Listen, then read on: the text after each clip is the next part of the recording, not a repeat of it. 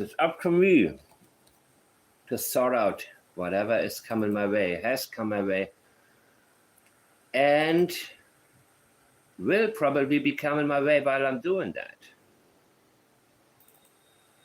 My last video was already like an introduction to what you're going to see today. And the fan is extremely loud today. I have to turn it off. There's nobody here. I'll take my time. I'll take my time with everything.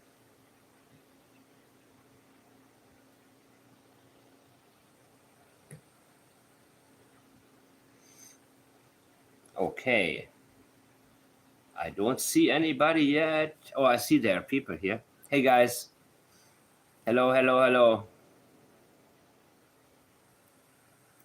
Happy to have you, happy to see you. Give me 1 minute.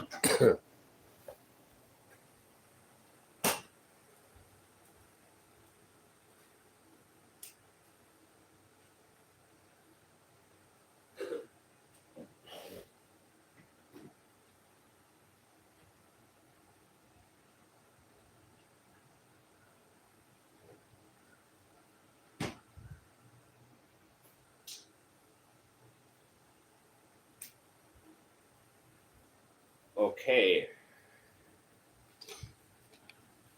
How's everybody doing? Let me change my settings for a minute to make sure only subscribers can comment, because I don't want to have any kind of, hey Christy, Alberta. Wow. Really, thank you.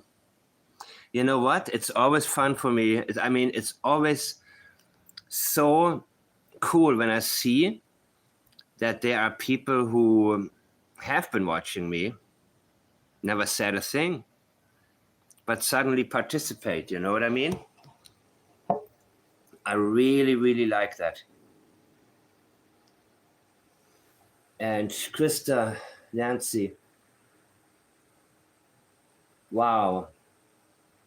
Yeah, how are you guys? How's music? Welcome. Haven't seen you.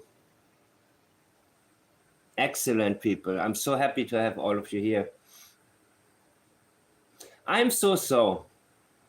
The good thing is well, let me say it like this. The good thing is that I don't even like these lives. Everything is just second nature now. I just turn on the phone and there I am. Camera comes later, by the way. So, no, I'm fine. I have a lot of coffee right now. I made coffee. And coffee is like medicine to me, you know. It's not a good thing. It's actually better when you allow yourself to sleep, but sometimes you have things on your mind you want to do. And it's a nice substitute. Everything is a substitute. Everything is escapism, right? Anything, be it coffee, be it cigarettes. When you say you're stressed, I need a cigarette. No, fix your life. There is less stress. You know what I mean? It's everything is a substitute for what What am I saying here? Let me read your comments. Wow. Hey, Ray Odette, Anna, Alberta Robinson. I appreciate it. I have to do a lot of thinking. You know what? That's a very good thing. There are, and you guys, you are unique. Most people, they don't want to think. They want somebody else to tell them what to think. So one day, they wholeheartedly promote a theory that makes absolutely no sense. And 2 days later, they do the same with a completely different theory. And it's all because somebody told them what to think. So I never really take human, the masses of humans seriously, because when people say, well, we want freedom, I don't think people want freedom. People want comfort. People want to be dependent on somebody they trust. The problem is, whom do you trust and why should you? Because you can't, and then, of course, then there's religion, but people want to believe that somebody is there for them, who does everything for them they're afraid to do. They want to have a politician that is up there and does it for them, or some kind of figure, someone telling them this is how you need to live your life. And I was never like that. I never understood it. And I always knew there's like this 10% of the population that's wired like me, But just like with this Karen walk, I will call it, I will not call it a search. I will call it the Karen walk. People are, sign me up. Anyways, this topic is not good because we haven't figured out what happened. Well, I have, and you have too. But officially, there's no figuring out here, right? So right now, I want to take you back to two statements before I go to the next one. And I got to make sure this one. So this is the cover from my last video.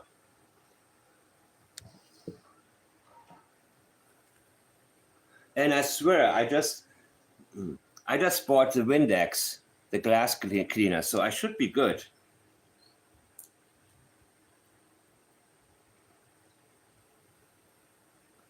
So if anybody says I cannot see, I'm going to smack my screen right now, man. Don't do this to me. Anyways, it's late. It's great. I'm open to all of your suggestions. Send me anything my way, please. Look at the base lies. Base lies, it's another term I coined because I think I'm the first to do that. The baseline of your lies. Everybody has a baseline how they tell the truth. Everybody has a baseline how they get excited. Everybody has a baseline how how their tone of voice is, how they structure their sentences, how they try to wiggle their way out of telling you something that is truthful. Base lies, how they lie and why. And everybody has a different pattern of lying, people. We all have a different way. If we're put on the spot, like let's say you screwed up really bad at work, and your coworkers say, look, man, I did this 20 years ago. No big deal. We're gonna just let, and so you're suddenly put on a spot. The way you lie, like the song goes, I love the way you lie. Well, everybody has a different way of doing it. Everyone has a different way of being able to beat the polygraph, potentially. Chris Proudfoot told us straight up. He said, it's an open book cheat test. Now, mind you, there are people who I believe polygraphed him were not up to par. And sadly speaking, a lot of people in law enforcement, others not. And he said, you can, if you don't like the way something is worded, you can rewrite it. And then you pass. It's an open book cheat test. Chris Proudfoot, Sebastian's stepfather, said it straight up. So when you have a guy who likes to boast, a guy who's never been known for his intellect, all of a sudden feels like he's on top of the world.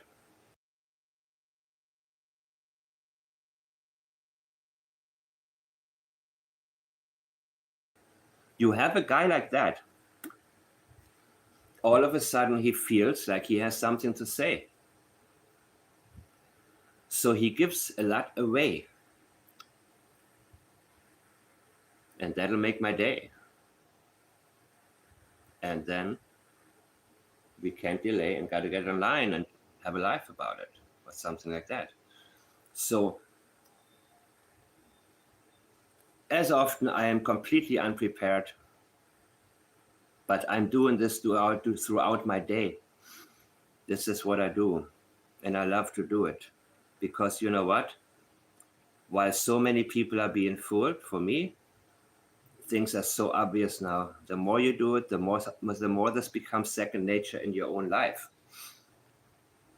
And I want to know, how do they lie? Remember, Daniel's car was towed.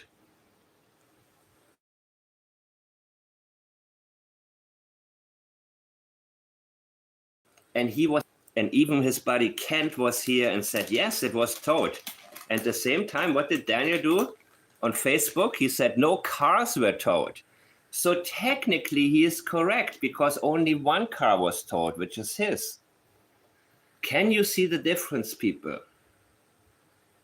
Because Daniel needs a certain level of comfort when it comes to lying.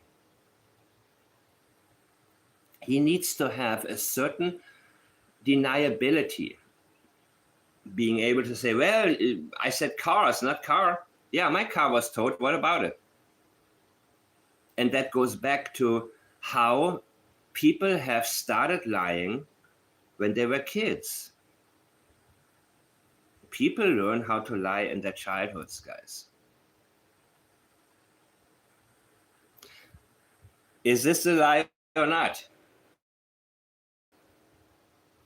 Let's look at it very, very closely with the plaids. Technically speaking, it's not. He's using this plural as a form of avoidance. No cars. He keeps it general, cars. Not our cars or no cars. He keeps it general to avoid talking about his car here. That's why avoidance is so important, people. Plaids is a win-win. You can't maneuver your way out of it. And that's why now Daniel is getting better and we have to be more and more sensitive. And the reason he's not on Ryan right now indirectly is me. I am the reason Daniel is not talking now. Without getting into deeper detail, I am the reason. Because, you know, I gave too much away. But you know what? So be it. If the RCMP is not doing their job, then you have some Karen walks and you have this and that. Give me a break, you know? What can I do as one person? Unless the circle becomes stronger and bigger, and then things will change. But I know that I am doing my thing. And I have not been wrong. The only thing I've been wrong about is that I thought the case was going to be solved within 2 or 3 months officially. But that was before I gotten wind of how things can work with the RCMP and how, you know, I thought this is going to be solved quickly. I never would have thought 6 months later I'm here, that I personally know all the characters in play, and everybody is just being the same old Folio, just chilling and telling the same stupid stories. And yeah, I mean, it is a circus. I didn't bring it to town, but you know what? It is everywhere. However, I will still find more entertainment in doing what I can to uncover the truth. So people, if somebody tells you you're overthinking things, you're not overthinking anything. People are underthinking, most people, or not thinking at all. If I ask you, was your car towed yesterday? Hey, We're like, hey, Krista, I heard that you were pulled over and your car was towed. And if you say to me, no cars were towed, I'm like, wait a minute. What did you say? Chances are, if there was somebody else, they would say, oh, there you go again. You're overthinking everything. No, why didn't you? I'm asking you about your car. You know what I mean? You called your dog Fulio today? Oh, thank you. Fluffy Fulio.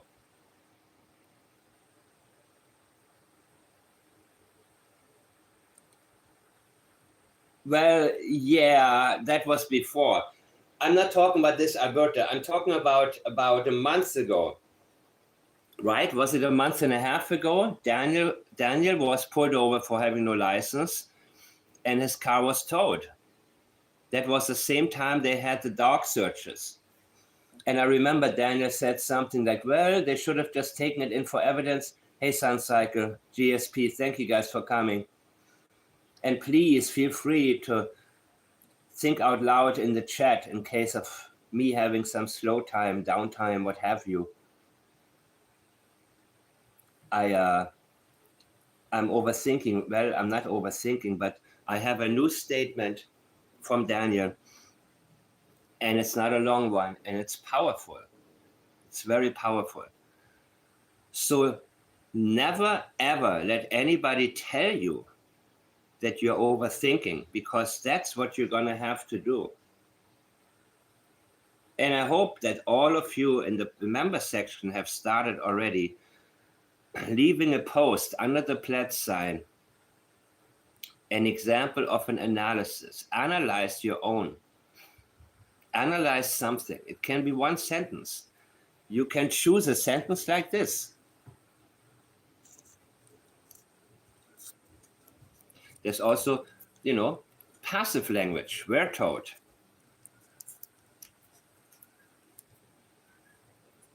I believe the question was, did the cops tow your car?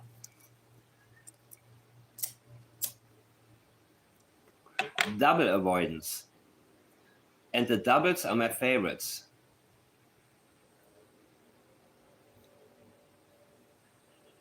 No, I don't think they're alive at all.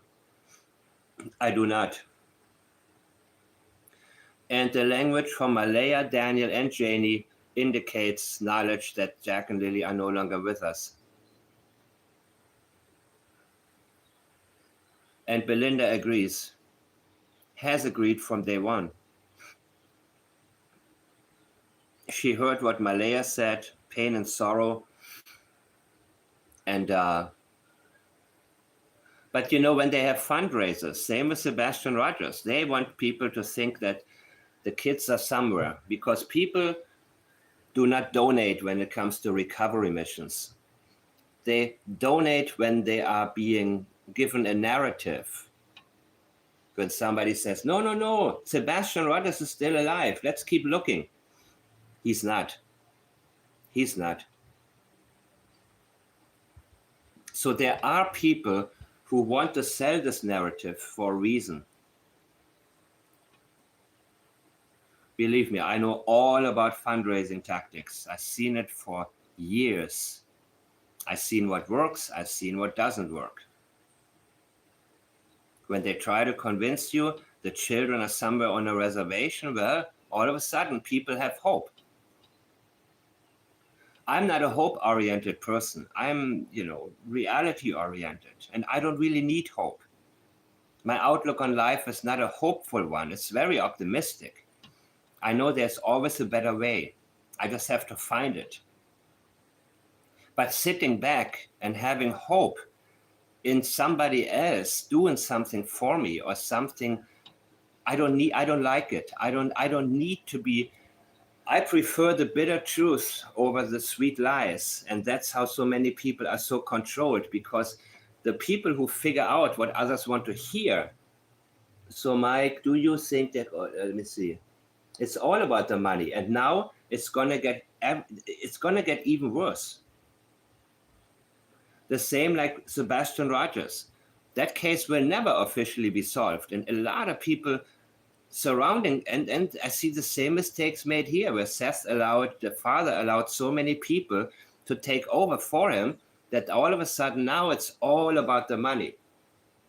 And yes, he's getting paid too, but it's not going to bring his son back. So when people make mistakes, I cannot undo the mistakes for them. So I cannot say, okay, I have to work a lot harder now in order to, make up for the mistakes of, no, I can only handle what I'm doing, and I will not handle any more. I have my program. I'm doing what I'm doing. I'm doing it really well.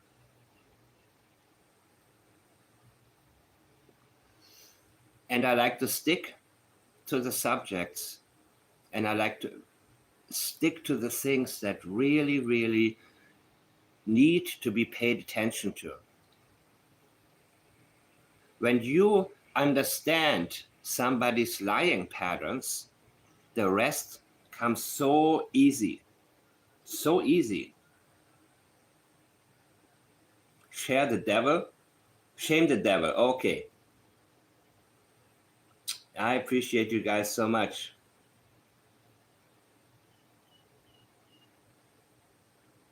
You know what? It is not my job to also find justice. Look how many how much money has been spent on solving the case? How many millions? How many people have failed? How many good people and smart people were there who didn't have a voice? Who were told, stop, you're on the right track, but the order, we have to stop now. That's what I see all the time. That sometimes the best investigators, they are not on top. They're not the ones calling the shots. But they have to play along if they want to keep their jobs. You know what I mean? And I said it to you many, many times. When you see CPS failure resulting in the disappearance of a child, do not expect too much from police.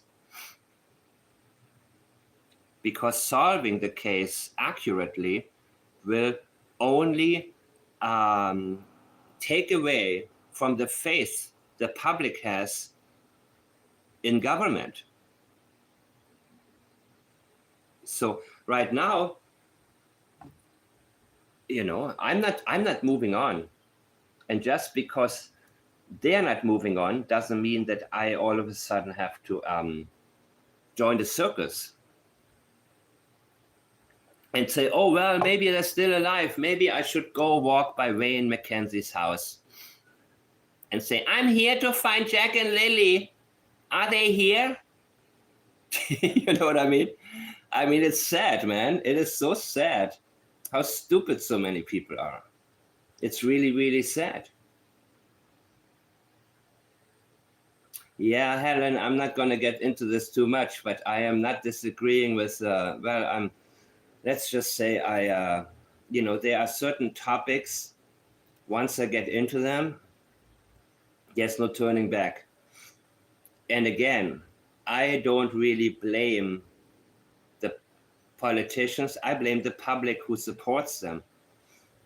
You know what I mean? I blame the people who want to live on hope and say, well, maybe this time they're not going to lie to us. Come on, man. All the division, all of that. And we saw during COVID the division in the public. We saw human nature. It's not social media, people. Social media only exposes. And social media gives the wrong people a voice. I first gotten online in 1999, and it was a whole different crowd online. I remember thinking, wow, I have the most intelligent conversations online, not offline, sadly. Now everybody has a phone, right? It all changed very quickly. So here we have, let me get some more coffee, and I think you guys can read this, right? And this is a real whopper with Janie, of course. And I'm going to try to keep this very, very short because I have a new statement from Daniel, and that one is going to, oh my God. Does he ever reveal himself? So Daniel, you're probably listening. So you're doing well now and you're learning, but you still make mistakes. And I take my chance to, teach you how to lie better because, like I said, I don't expect this case to be solved, people. And that's not my fault. It's not my fault. A lot of people's fault, certain people's fault, because you cannot allow others to sidetrack you. You know what I mean? If you go on certain lives and then there are co-hosts that become famous because of you, famous within the case, then these people are still not important. But if you allow them to sidetrack, and surprise, this person now full speed. And yeah, I'm talking about you, Kent. And I'm not gonna, and so when people send me, I'm not interested in him. I'm not the one who gave him the publicity. And yes, he doesn't want the case to go away. That's why he now sides with Durwood. Because as long as the case is in the public eye, he has the position he has. And he doesn't want to lose it. He doesn't want the case to go away, people. He wants to continue doing what he's doing. So I'm not surprised at all when he jumps on the Durwood bandwagon and says, well, they're on the reservation. What? Proof of life? What the hell are you talking about? What the hell are you talking about there on the reservation?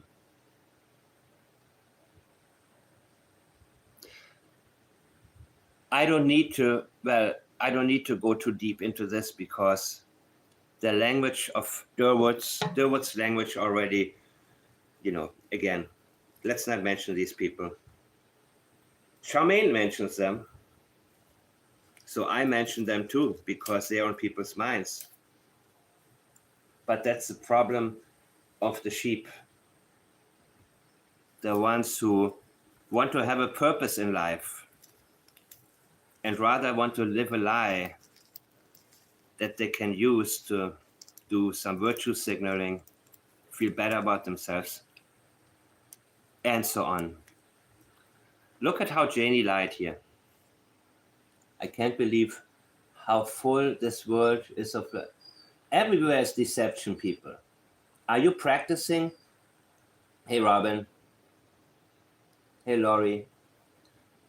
Please, I will post it again, the Pledge logo. You can print it out and put it on your wall, people. If you have a partner or friends who lie a lot, have the Pledge logo on your wall. Print it out. And if your husband tries to, wiggle his way out of something, you show, avoidance. You can apply Pledge every time throughout the day at work. You can tell what coworkers are hiding or your boss. It's like magic. Let me put it up again. Because I realize how great, more and more, you see everything ages differently. Sometimes,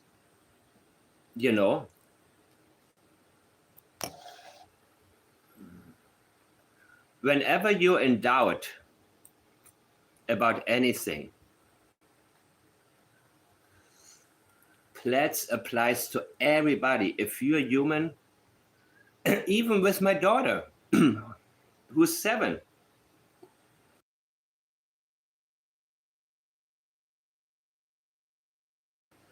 When I ask her, did you do your homework? I'm starting to teach her this. He's like, how you know I'm lying? Well, remember when you did your homework? Remember when I asked you? Remember how you answered? Okay. Now let's look at what you just said to me. You said, I always do my homework. That's not the same as saying, yes, I did. Did you do your homework? Yes, I did. Okay, I believe you. Did you do your homework? I always do my homework. Really? How about this time? Dad, what do you mean? You don't trust me? Baby, you just gave me an avoidance, you know? Just focus on math. The rest, I don't care, social studies or all this crap. But math is important to me. Math and English. The rest will fall in place, you know? This is the key to the castle, man. It'll make your life easier. Oh, a first date with me, yeah. No, you know what? I tell you something, man. I'm looking back at the warning signs I missed in the past. Yeah. And again, I tell single mothers all the time, this is very important when it comes to choosing a potential stepfather for your kids. This can save you a lot of problems. A lot. And trust this application. Trust it. You know, don't want to see something that there isn't in people. Otherwise, you can end up like Malaya, you know. But let me go back now to what I really, you know what, a good statement to me is absolutely fantastic. And Julia, we talked about this earlier.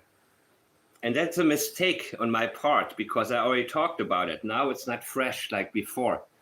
In an interview on Friday, Martel said claims that, okay, so this was sent to me and he talked about his car, right? Being hurt. My vehicle now look at this. My vehicle never moved out of the yard that night. And it never moved out of the yard the following day. Look at this statement and tell me right now if there's anything you notice, people. Take a second, and I hope you can see it. My vehicle never moved out of the yard that night. Okay, that night. And then a new sentence, and it never moved out of that yard the following day. What do you see?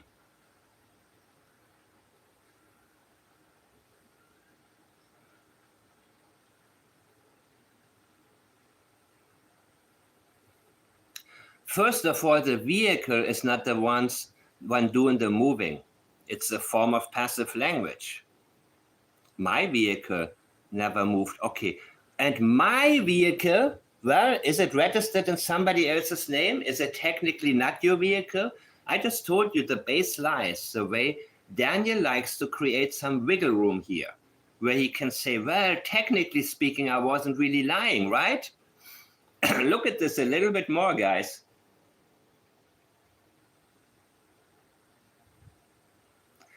What would you say? I would say since Thursday evening, nobody used this vehicle.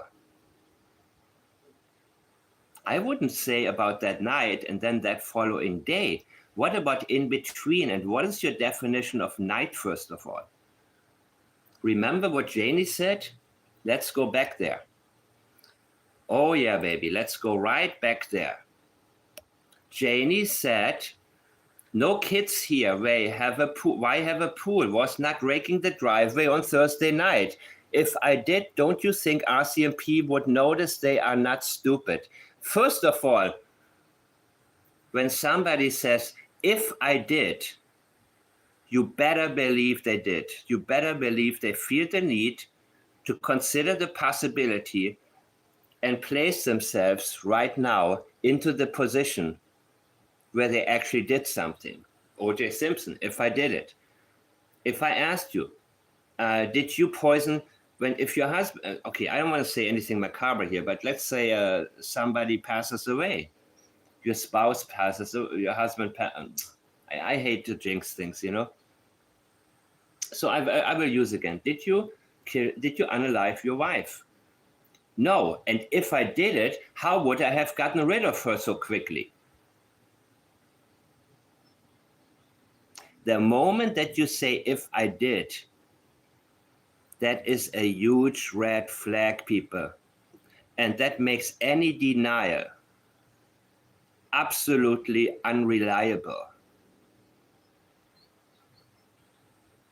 I didn't rake of course, Janie is a stupid old woman.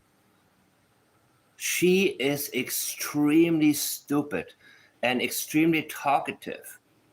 And as I found out, she terrorizes Daniel, and she has done so since he was a child and continues to do so.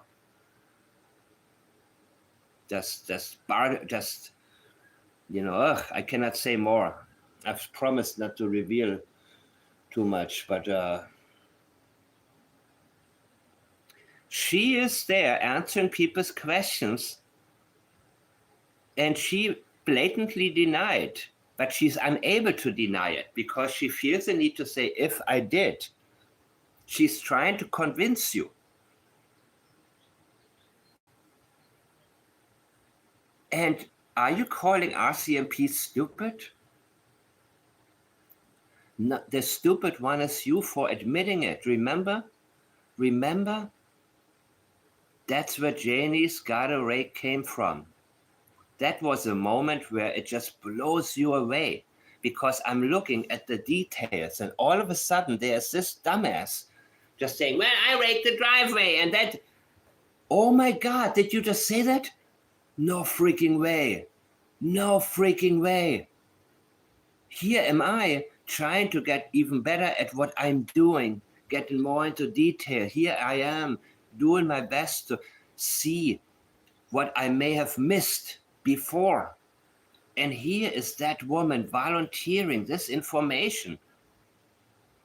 And I am telling you guys, my last live about the washer and the spinner, the reason she feels the need to bring this up because that was on her mind when they wanted to search her trailer. She said even the washer and spinner was checked. That is what she was concerned about. Fluffy was only an excuse. I believe Daniel came back that morning, dirty, wet, and I guess before they went to Patty's to do laundry, so I assumed maybe, I thought, well, Janie has a washer and a spinner. She went, you're not gonna wash all the stuff in mine. Go to Patty. Oh my goodness. I believe that she said immediately, take the clothes off, change them right now. There is mud on your pants. There's salt water in your clothing. And I'm gonna wash it right now. And I don't know if police saw Daniel's clothing items there. I don't know if they saw anything of it, if they did. But there was something that she did not want them to find. And I don't believe it was the cupboard. Listen only to the language, people. I don't care. And don't listen to any people's guesses and theories. Listen to her language. Listen to her telling us.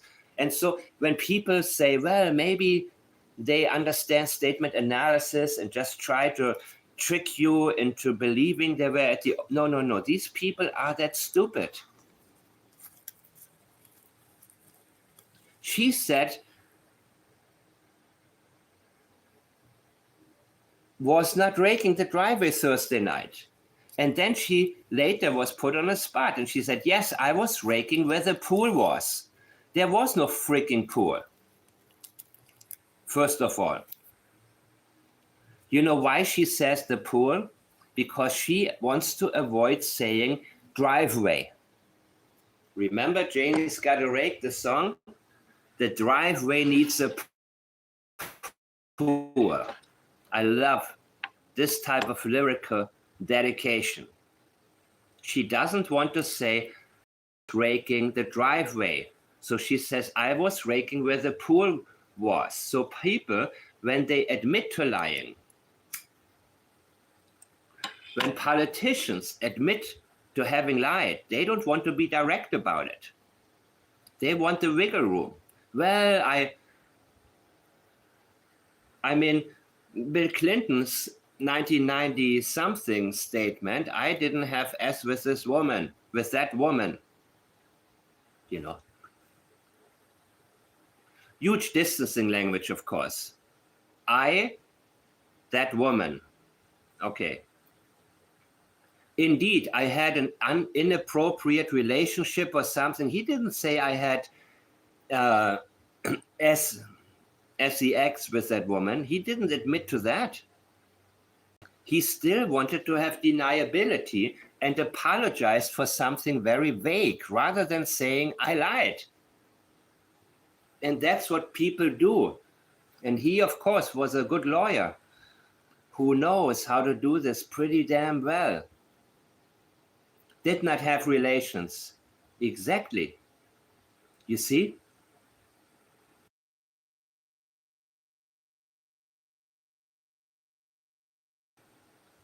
We don't need to wonder what happened. They're telling us what happened. Janie is telling us that she had to get rid of evidence.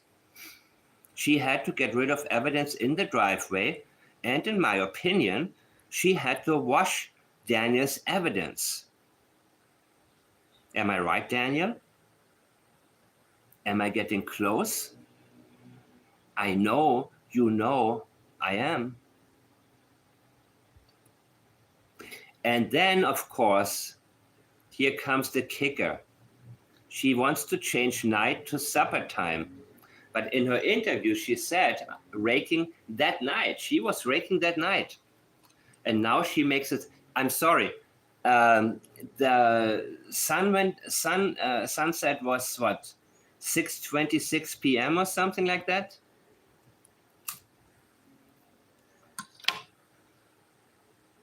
Supper time was not night. These people are wigglers. Well, exactly. If you say relations, that's very vague, right? What are relations? Sexual relations? Okay, what does that mean?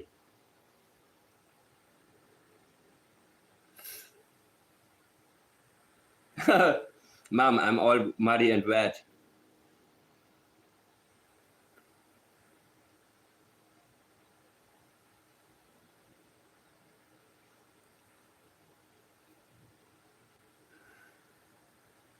Yeah. But you know what? Janie's fear of being charged is nothing compared to her fear of losing her son for 25 years.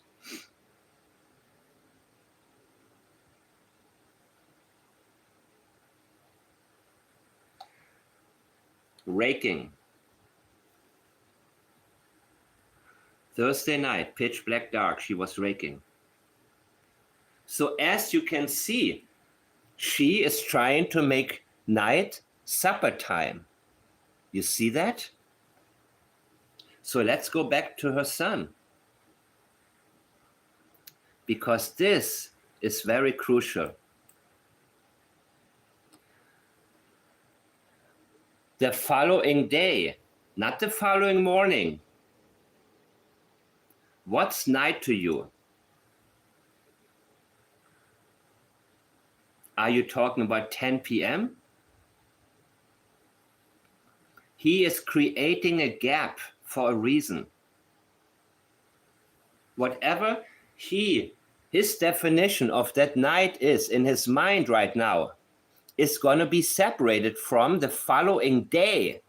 He's trying to create as much distance while making it sound like it flows.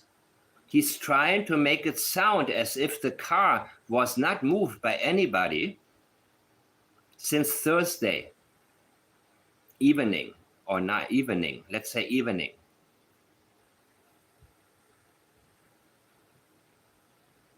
What you would say is, I didn't drive the car since Thursday. I didn't drive since Thursday evening.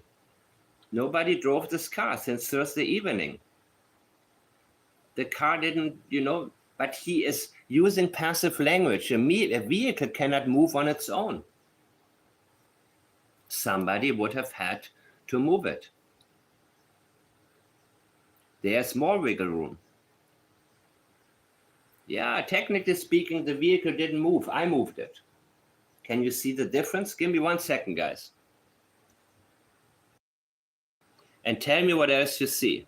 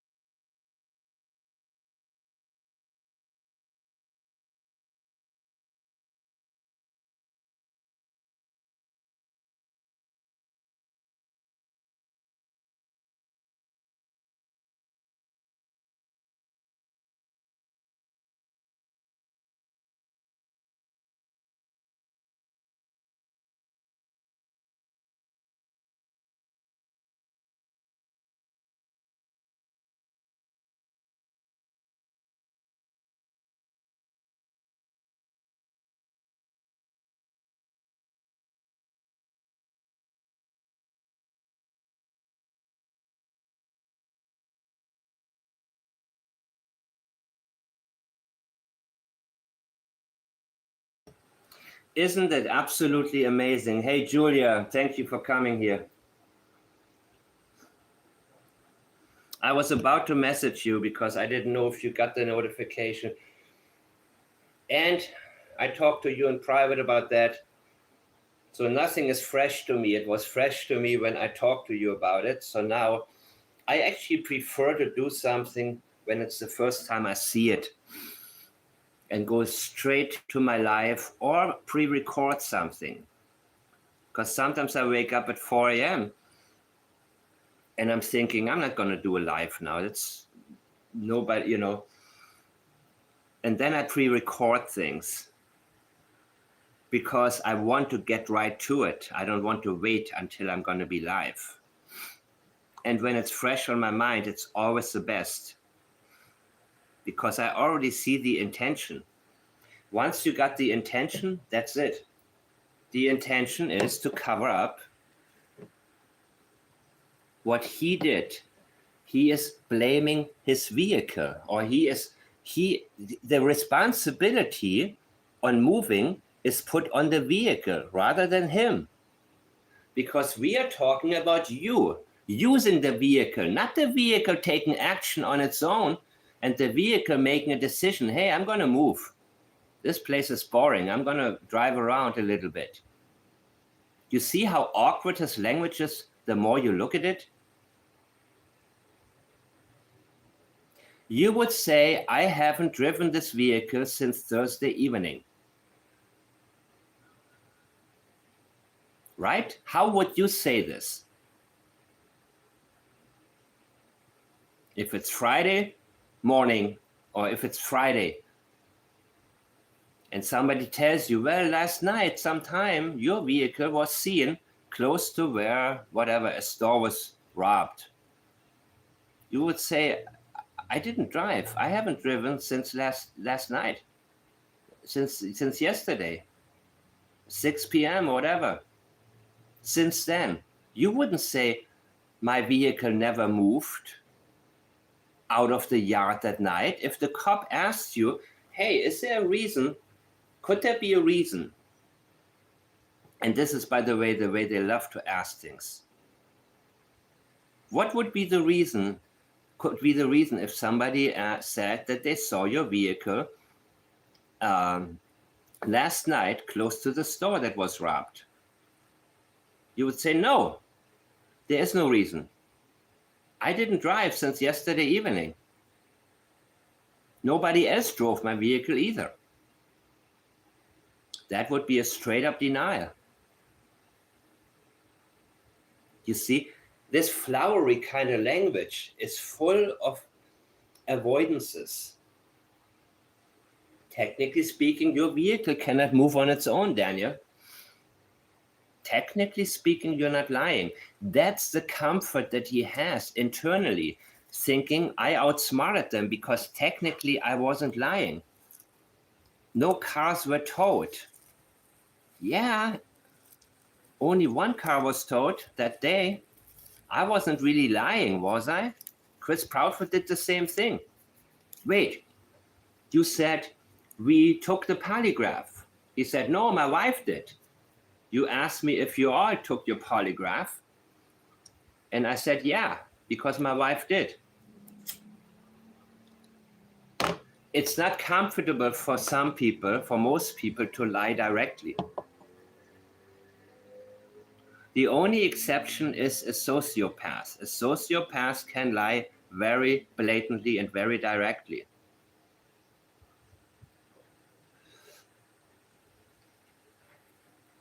That night,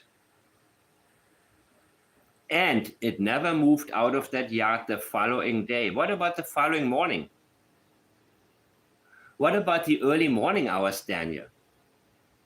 How about that? That's what he is avoiding right now, the early morning hours, and that can start around midnight, if that's what he convinces himself of. The same way Janie is trying to tell us that the night she was referring to was around supper time. Of course, the most important question is, why do they lie? Why do they lie, people? And this statement in itself, if I knew nothing else about the case, I would tell you, A, he drove the vehicle in question that night. And B, there's a reason he needs to lie about it. So we need to look at, what did he use the vehicle for? And we cannot allow any type of passive language to move away.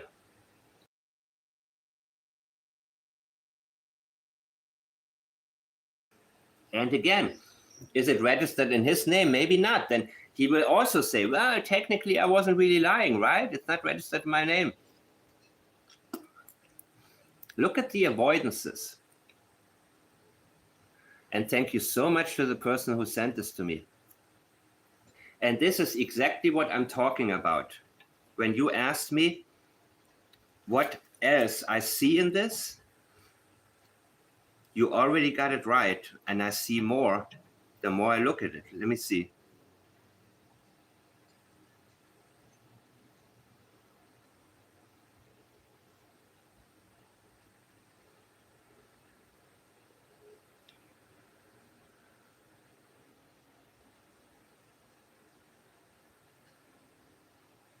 Oh my God.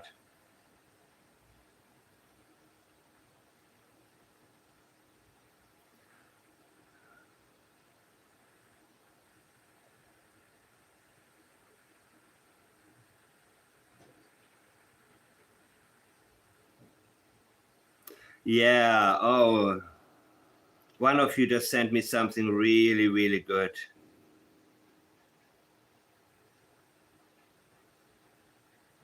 Give me a second, guys. This is beautiful. It's absolutely beautiful what great information I'm getting doing my lives. Stay tuned. 1 second. Here's a new one. Oh my God. And you know what, people? If there's more that I haven't seen or haven't gotten into, please point it out.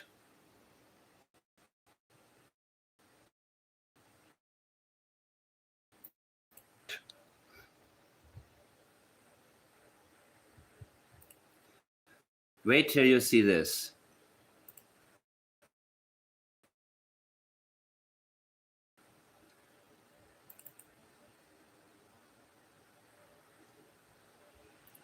Earl Martell. Earl Martell is back. The reason that he makes his posts and then deletes them. He's a hit and runner, as Dan was in the beginning, remember?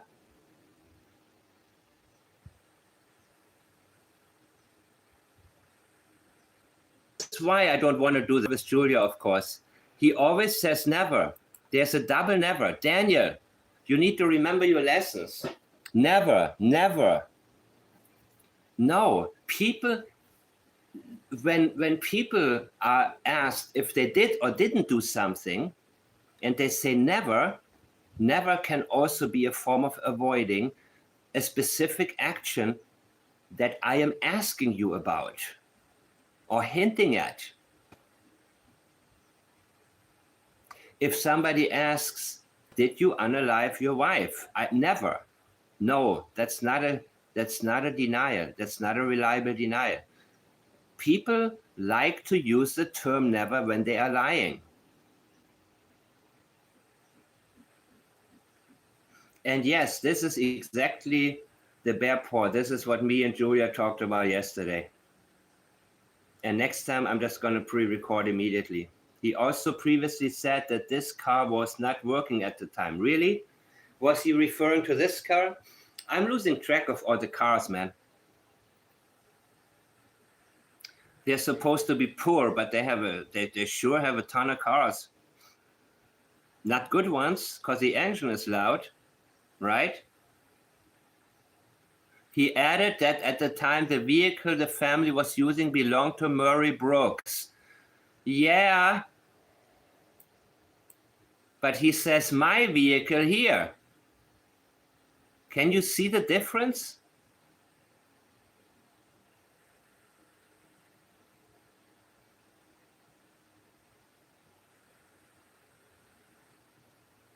Can you see the difference?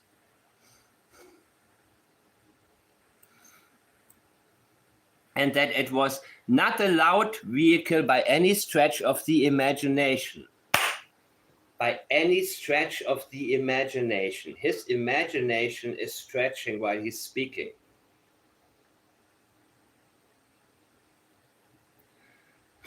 And he wants you to follow his stretch of imagination right now. And what is your definition of loud?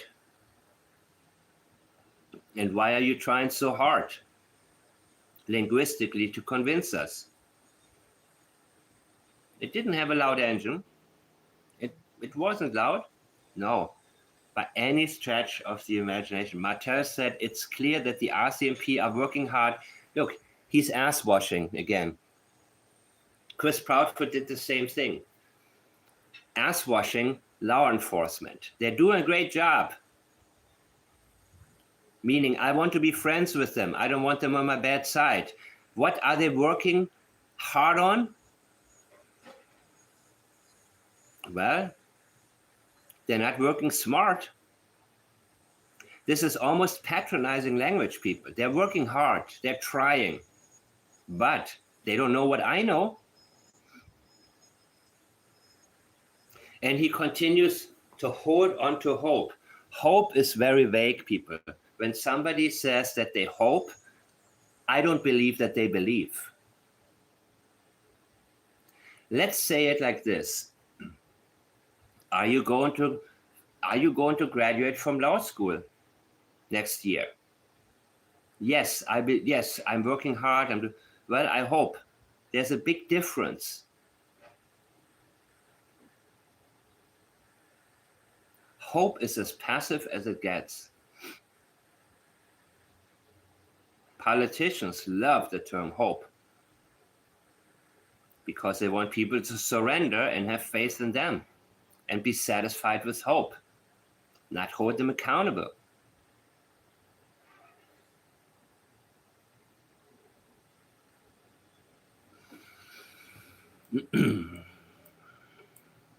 Until it was light the next morning. Okay, my vehicle. I think anything else that you see, guys? Yeah, you don't hear with your imagination. Also,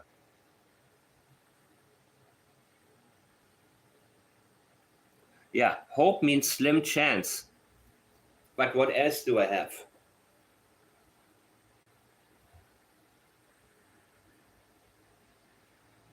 When Seth Rogers says the only thing he has is hope, yeah, I agree. But he also dropped the ball by letting other people control, what he's doing. So that's very passive. A lot of people who use hope all the time, they're very passive.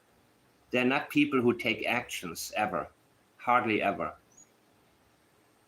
They hope somebody else will do it for them. So when, a public official speaks, all he has to do is tell them what they want to hear. And they say, yeah, let's hope he's not lying to me. Hope is very dangerous, people. Very, very dangerous. And it means you acknowledge inability. You're saying, I give up. I give up trying. And I hope somebody else is going to do this for me. Earl Martell. Anything else you saw, guys? I'm going to go back. I will go back if something else.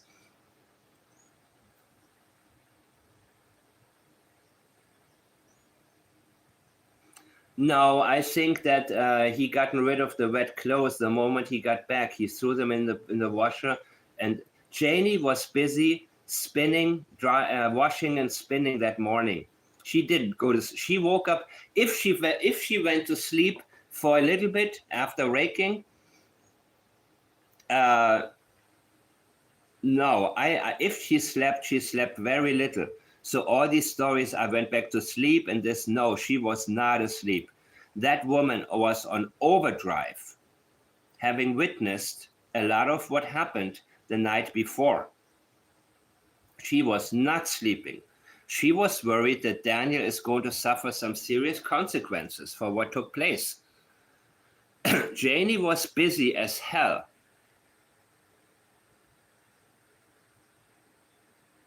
So I believe before the police came, his clothing was already in the washer and the spinner. They still should have bagged it and see if there was any type of, saltwater residue or something.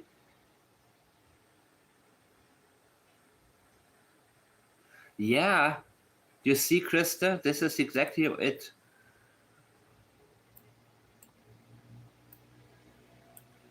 Yeah. I'll get back to this.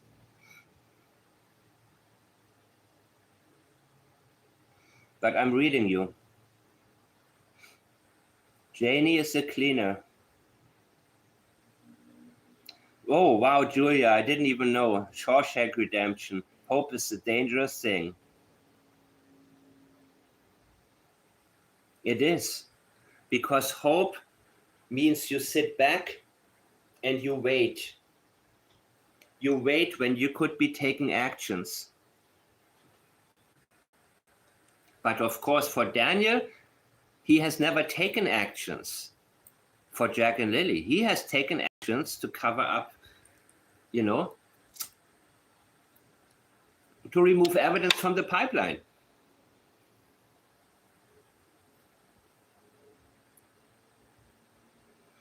It's clear that the RCMP are working hard.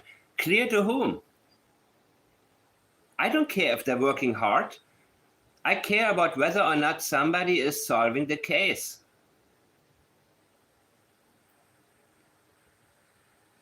When I had people work for me, I didn't care if they worked hard.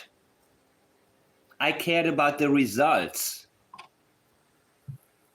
So when I had one dumbass working for me, whom everybody liked, but who was completely inefficient, people would say, come on, he's working really hard. I don't give a crap if he works hard or not. If he's not good at what he's doing, he needs to find something he's good at. I don't care if he's a funny guy and if, you guys have fun over the weekend together and don't want to lose him as a coworker. But working hard is not impressing me, man. From my angle as an employer, from my angle as an analyst, from my angle of a person who wants to get the results here. Maybe to his wife. Oh, my husband is great. He's working hard. She's thinking about the hours he puts in, the overtime, the extra money. From her angle, yes, that's wonderful. But you have to see things from your own angle and the right angle. And the only angle that I have is figuring out what happened to Jack and Lilly. So from my perspective, it doesn't matter. This would be, if I told everybody the RCMP are working hard, that would be patronizing language. I'd say a bunch of dumbasses running around doing the wrong thing, following the wrong leads, answering phone calls, taking tips, dealing with a bunch of Karens. That's not impressive. But that's the only thing he can commit to, because he knows they're not working smart. They're not on his trail. They dropped the ball. So this is the only thing he can commit to. The same way, my employees' co-workers only were able to commit to him working hard. They knew he was a terrible employee who made mistake after mistake that everybody covered up for him. Inefficient. They're not lying that he's working hard, but there's avoidance here. And they're avoiding the subject, whether or not they're doing a good job.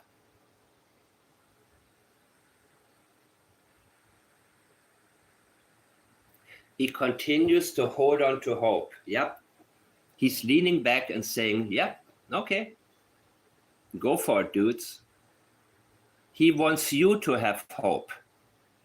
That's why he's saying that, because if you have hope, you're not going to say the children are no longer alive and we have to figure out what part of the ocean he took the bodies to.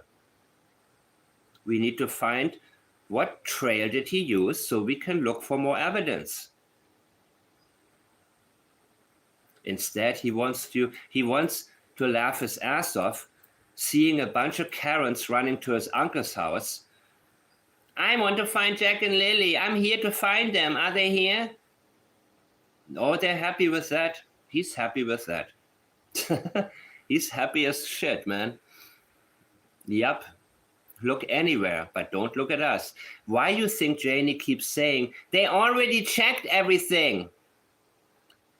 Remember how many times she talks about her trailer having been searched? Don't go back there. There was something there that they missed. The RCMP, I believe, missed some serious evidence, and that had nothing to do with Fluffy. Fluffy was the scapegoat, people. She blamed Fluffy. That's his house.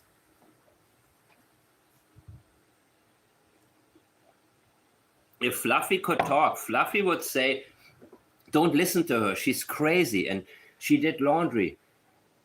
Please, don't let me be the reason. I'm going to be quiet. No, get the laundry, bag the clothing. Yes, that's Daniel's clothing. Get it. Oh my God. Oh, Fluffy would love to snitch on her, man. Because at least he would have a chance to get adopted by somebody who's, who means well. Fluffy tails. This property. She stressed Fluffy to the max, man. Murray Brooks, I see that all the time. And you know what? These journalists, I'm not impressed with them either. Which one is that? What article was this? This is the City News Everywhere. I can go back to this later and see what else I haven't paid attention to. For now, I love to just focus on what I get from you guys, what you send to me.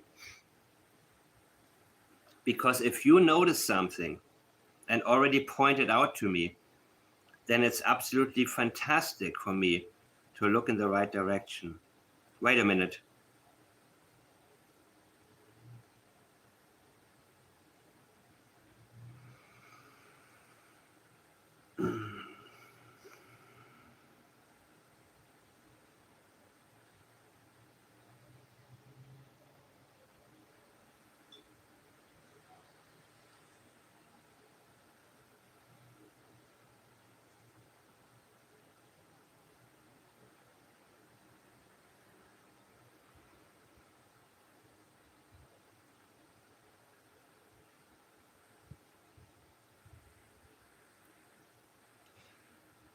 By the way, a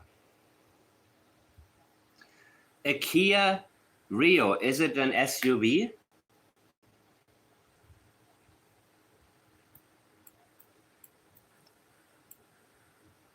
Well, no, that's not important right now. Tell me what, I'm not going to move on until you guys tell me something that I missed.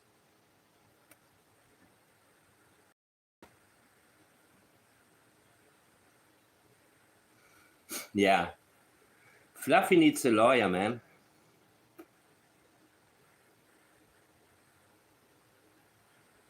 Fluffy probably would have barked trying to say, don't leave, don't leave, don't leave. Stick around. Get her. Oh my God, people. Yeah, we are with you, Fluffy. Are you guys okay? Everything good? I'm going to slow down. I have a lot to get to, but I want to make sure that I get to everything in a way that I don't run over anything. I don't care if I don't get to everything I wanted to.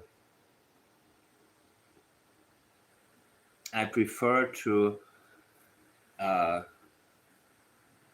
yeah, because if there are new people who haven't been here before, I want to make sure that they catch some of it and that they know what the hell I'm talking about.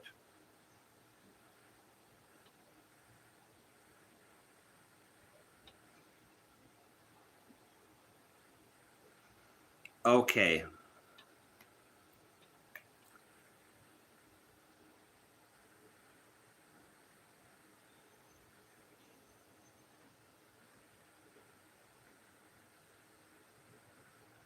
So, this is very freaking interesting about Earl Martell. Good old Earl Martell. He wants to have his son, that is,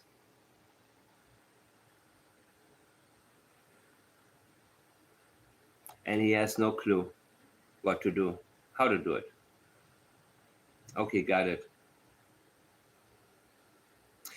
Earl says Lilly and Jack gone 7 months today. Gone. That's a very final term to use. Gone. Not disappeared. Gone. Gone is done.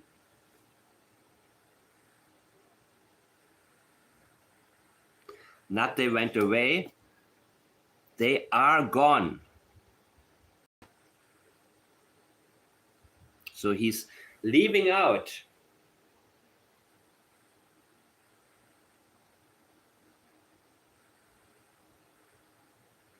there's avoidance here.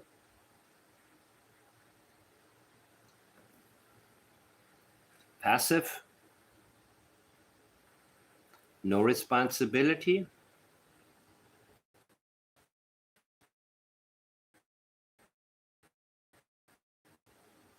Avoiding exactly what took place. Way.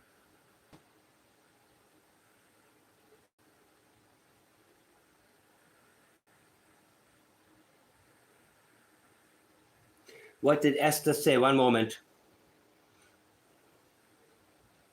Malaya had a t-shirt on in her younger video.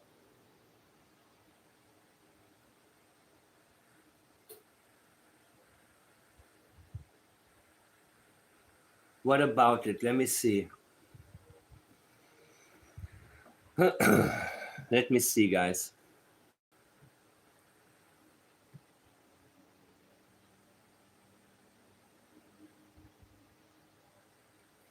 Yeah, fluffy nose, new hashtag. Malaya had a t-shirt on in her younger video. You want me to look at it?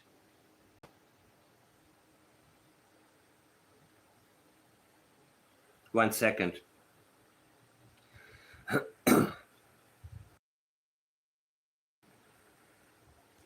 me a minute, guys. I'm getting this back up here.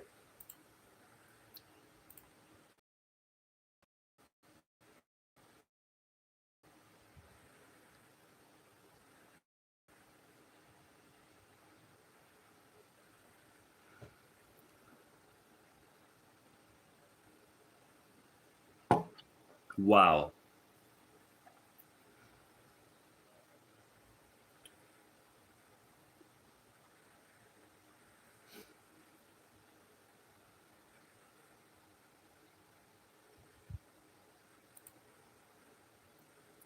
Is there anything I'm missing?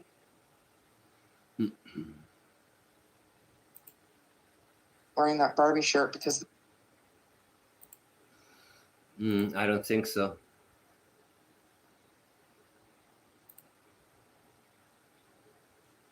Oh, I'm missing something with Summer Wells.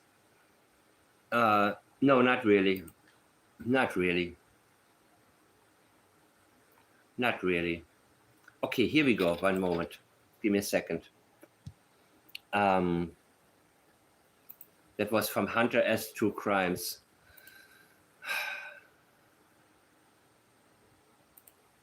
Was we woke up, I heard them playing in the next room beside us, and I was drifting in and out. Okay, wait. In her earlier videos, I don't know what you're referring to.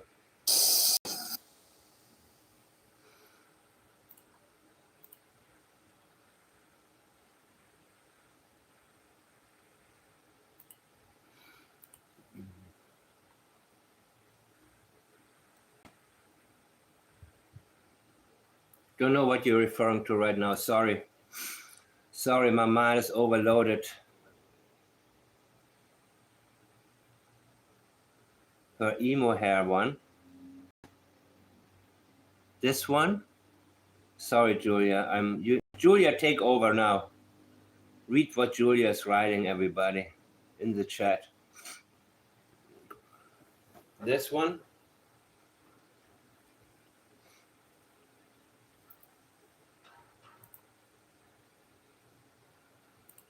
Something else.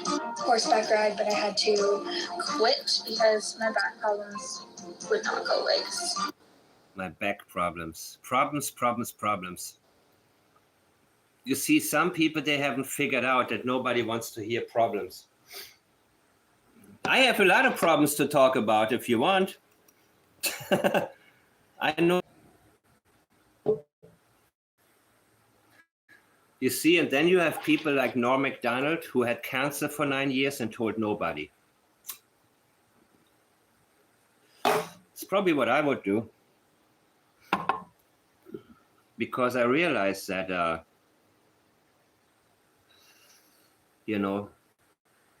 but you see, again, this is the type of person who will allow somebody like Daniel to convince her that he is the solution to everything.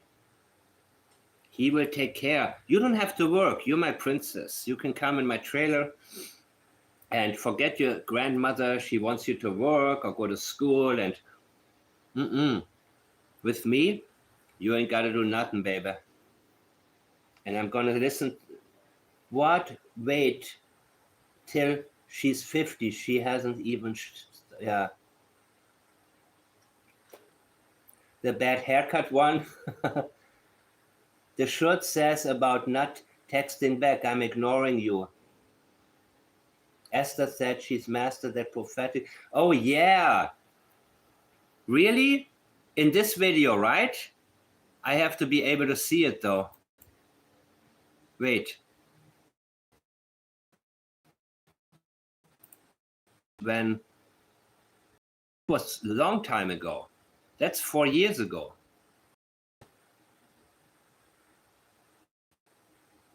But wasn't Malaya there? Okay, no, never mind. I guess the time when Malaya visited Belinda, Cody wasn't living there yet. Yeah, that makes sense. October 2021. When was Jack born? Okay. She was a sweetheart. Hi guys, it's Malaya. It's more of like an about me video. So that, I don't know, because since I'm getting into this YouTube thing, I just thought it'd be more appropriate to know about me. The horse, it's a Percheron horse. You know what? If you ever have sleeping problems, just put that on a loop.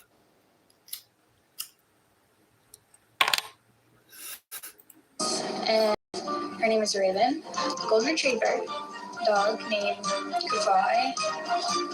I have a little Shih Tzu named Gabriella. She's really, she's something else. Horseback ride, but I had to quit because my back problems would not go away. Or even when I first rode her when she was green, I got bucked off and forever. Now I have back problems. I love animals, all kinds, but my most favorite animal is a wolf. And if I could get a husky dog, they resemble wolves, I would. Now, to dance when I'm really hyper, I can get really, really hyper. And I'm just like, woo. My last thing about me, I'm a Canadian. Yeah. Yeah, I'm sure. Yeah, I have to agree with Janie on that one. The way she was then, she is still. What did I do the last time? I kept thinking about her behavior because it was very odd to me. I'm just staying as hopeful as... Okay, one moment. Let me go back to Earl. I will read to you Earl's latest statement on Facebook. So, I'm on track now, people. Just give me a second. Lilly and Jack gone 7 months ago today. And still, all I see online is people turning on people. No, I see a lot more online. I see a lot of good important things to pay attention to. But that's his focus, of course, social media, his son, the image, their reputation, and pointing fingers and blaming each other. No. These people are not important. But where was everybody before May 2nd? Listen to this one. Before May 2nd, where was everybody? This is telling us that there were big problems before May 2nd. There was major abuse. And now, where were these people before? That tells me that there was a need to intervene a long time ago. Can you see this? And thank you so much for sending this my way and pointing out exactly what this is telling us.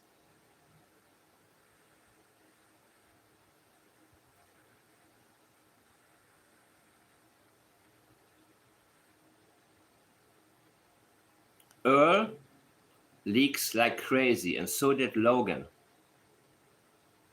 When I read this statement, if I didn't know what the case was about, I would know immediately there have been ongoing issues that he knows about and doesn't want to reveal. That there have been huge problems and people should have helped. Well, why didn't you, Earl? Why didn't you put a stop to what you witnessed?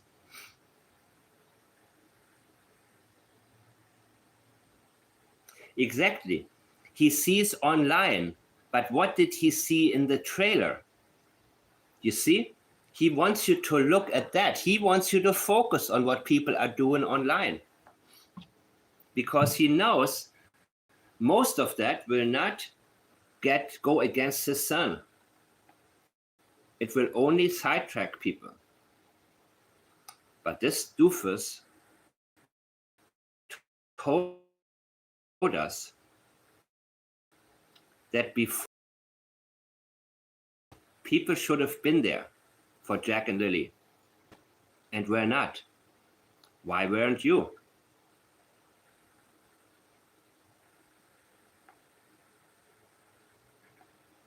You see what I'm saying?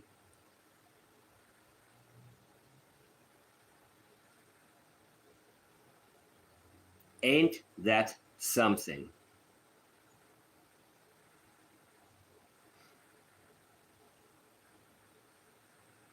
Malaya is always saying hopeful.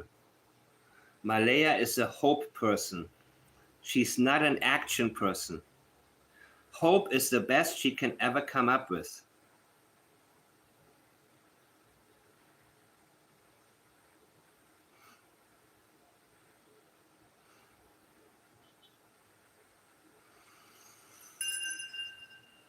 Give me a second. I need some coffee, man. Oh my God. And then I'm going to continue.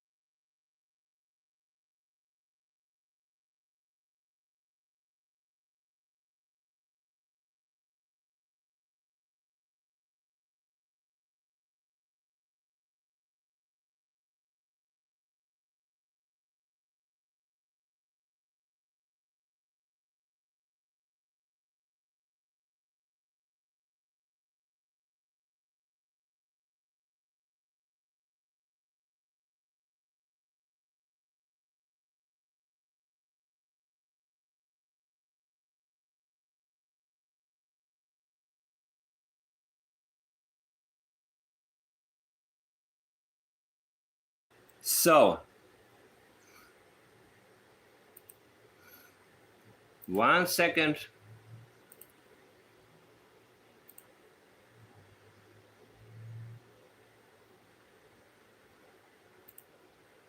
SMP to do their job.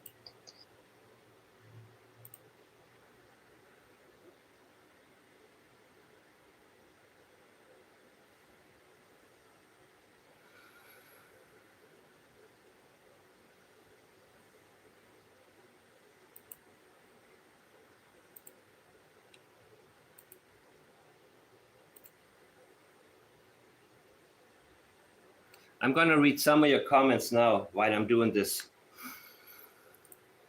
As possible. I want them home. I want to hold them. And I want them home. What happened was we woke up. I heard them playing in the next room beside us. And I was drifting in and out of sleep. And they're not the type of kids that we tell them not to go outside on their own. We always make sure that we're out there with them, watching them. And they happened to just get out that sliding door, and we can't hear it when it opens. And they were outside playing, but we weren't aware of it at the time. And the next thing we knew, it was quiet. And we get up, and I tell him, the room was quiet. It's also avoidance. It's avoiding to tell us that the kids were quiet and why they were unable to speak. My partner, Daniel, I tell him, do you hear the kids? And he says, no. And then when I woke up, my aunt was right beside me. She was still asleep. And I said, I don't hear Lily and Jack. So I jumped straight up out of bed. Silence is never a good thing when you have kids, because you know they're getting into something. Yeah, what did they get into, dude?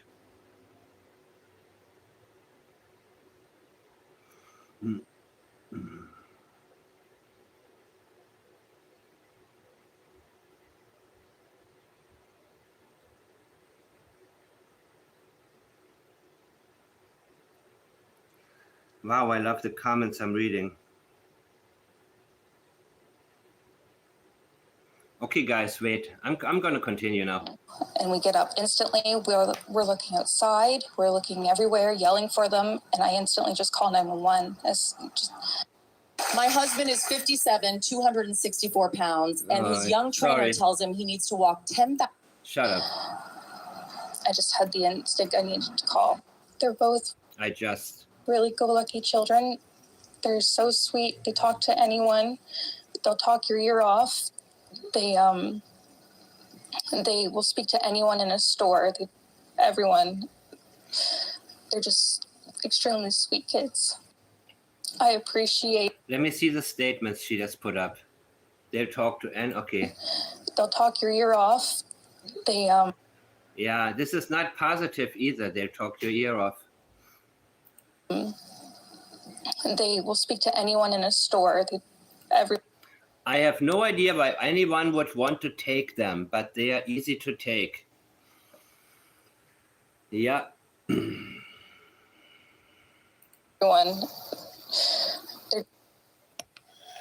If they wander to the road, they would get in any car.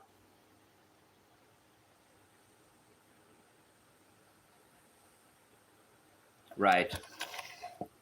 But you see, that's storytelling right now, because they didn't wander to the road. Anyways.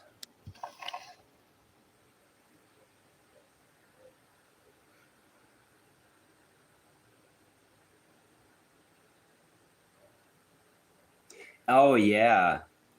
You would say the kids are up to something, not into something. Look at this. She was still asleep. And I said, I don't hear Lily and Jack. So I jumped straight up out of bed. Silence is never a good thing when you have kids. Silence is never a good thing when you have kids. No, that's not true. Sometimes it's not a good thing. But no. Would you say that about your kids?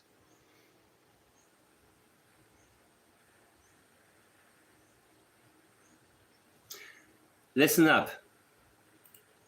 Because you know they're getting into something. they're getting into something.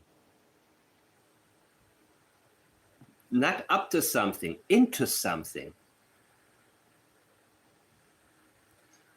Daniel, what did they get into that night?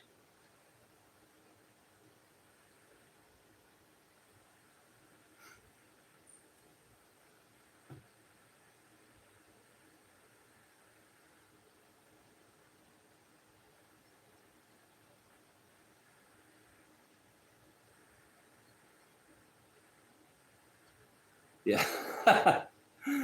Unlimited access to food. Access, not that it was prepared for them. Absolutely. Absolutely, guys. There is so much leakage here. Much of which I already pointed out, but you know what? Let's point it out again.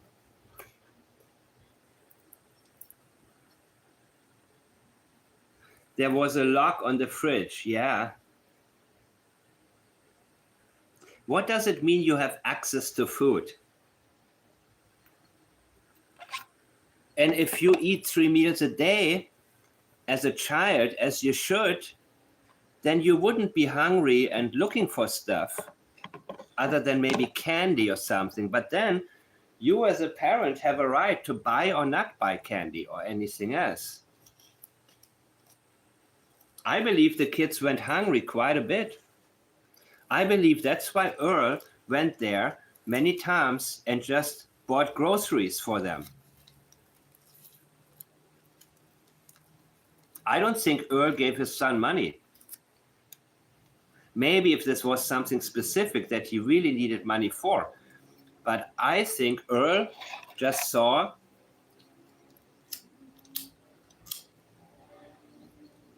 the condition under which the kids are living. And let's remind ourselves, I think Janie was the one who hated Jack and Lily the most. I don't think Earl had negative feelings towards them.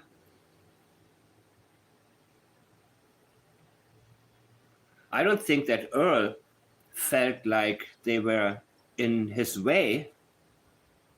Janie did, but Earl didn't live there. I think he was more or less indifferent. You know, he saw his son was happy to have Malaya. You know, somebody willing to live with him in this trailer. And this was a package deal. But I also believe that when he came by, or if he ever came by, or what have you, that he said, oh my God, these kids are not living well. Let's make sure at least there's some food in the house. You know what I mean? He knows his son.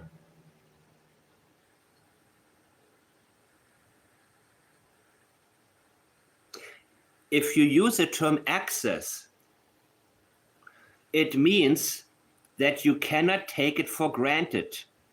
You've given somebody access.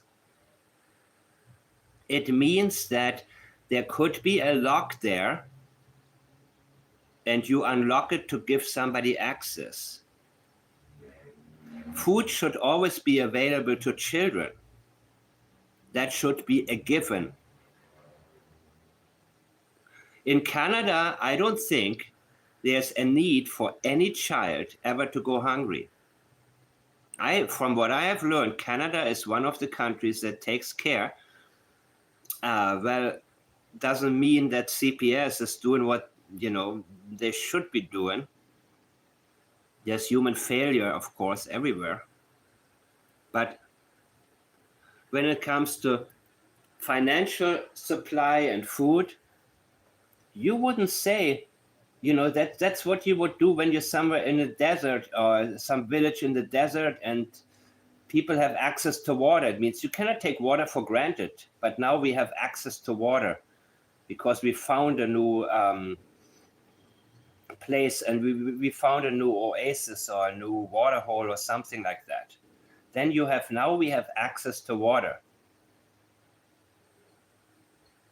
Food should always be there. To the point where you may have to say, it's time for you to eat. Come in. And kids say, no, Mom, I still want to play. I have No, it's time to eat, and then you go to bed, and then you do homework. Or then you do homework and then you go to bed, whatever. But access to food, that indicates restriction. You wouldn't boast about them having access to food. Would you say about your children, well, my children have access to food? Not unless there were some restrictions at times, and you realize and recognize that there was a lack thereof, or a lack of accessibility at times, which there shouldn't be.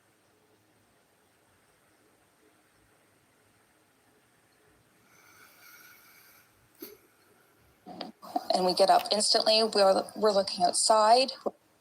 I searched the bedrooms and looked in the backyard. And when I noticed they weren't there, I jumped in my vehicle. That's not when you jumped in your vehicle. You see, when I noticed they weren't there.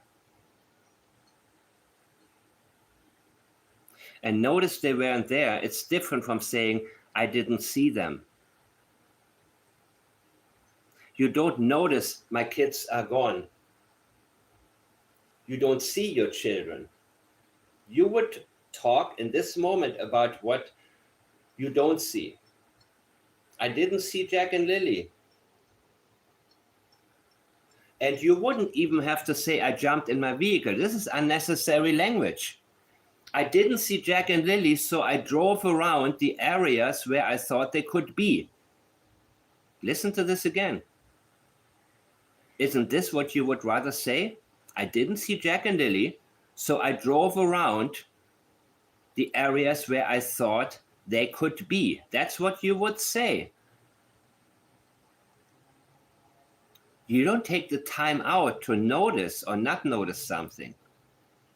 I looked for them and I didn't see them. You don't say I looked everywhere and all the places but he says, I jumped in my vehicle and surveyed every dirt road and culvert I could find. That's too much information, people. And I do believe at one point you did survey areas where you think you could have dropped some evidence. So he's trying to use experiential memory to normalize a very unnormal morning. The way that they lie.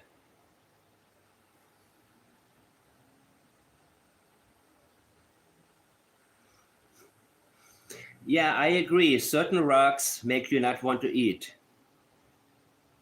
Yeah, jumped in my vehicle, which I didn't use that day. He doesn't want to be definitive about what vehicle he's talking about. And to this day, he's avoiding to give us, he wants people to stay confused. I never found anything at the pipeline. That's what he said right here, yeah. He used to be pretty strong and he's into jiu-jitsu, and according to Jordan, he was pretty tough. And they've been into quite a bit, they've been into fights with others. There's more information I have on him. He was a tough guy, but I think that the drugs really screwed him up and weakened him.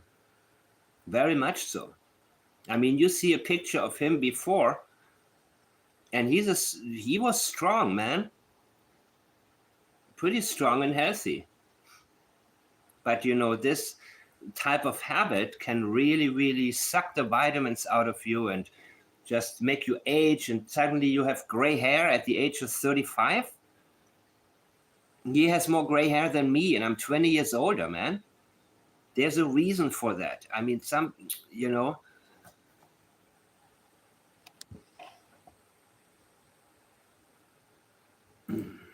We're looking everywhere, yelling for them, and I instantly just call 911. I just had the instinct I needed to call. They're both really go-lucky children. By the way, this is from Hunter S. True Crime. It's a channel that has been very helpful to me in terms of compiling statements that need to be paid closer attention to. So I always make sure to show my respect to the people who actually put effort into something, because this channel makes it much easier for me to do what I am doing. So credit when and where due.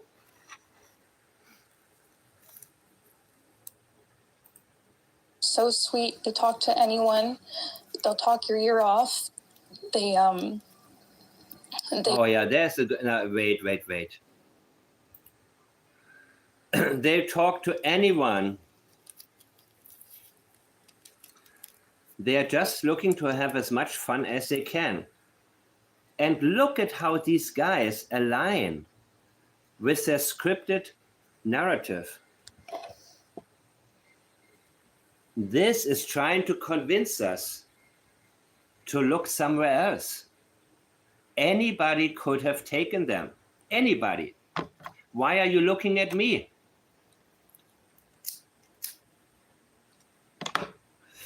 Ridiculous, man. Absolutely ridiculous. And you know what? It's very dangerous when, always present tense. That's the script. Don't allow yourself to get used to him using deceptive language, because then you may not notice certain things.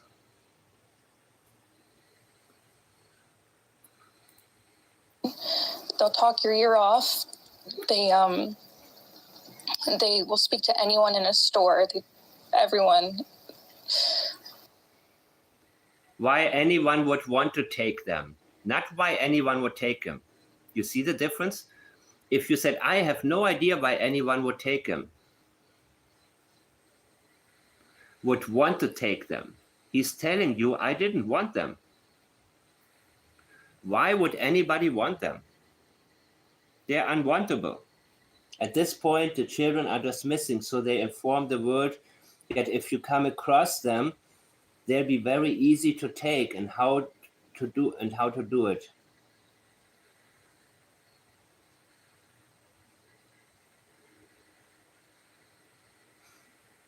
And yes, they're not scared of strangers because they're more scared of their home. They know they're safe in school, they're safe elsewhere, but they're not safe at home. Children who don't feel safe at home, they don't have a fear of strangers. They look at the stranger more like a potential savior. They felt comfortable with their teachers, parents of other children maybe. They didn't feel comfortable at home.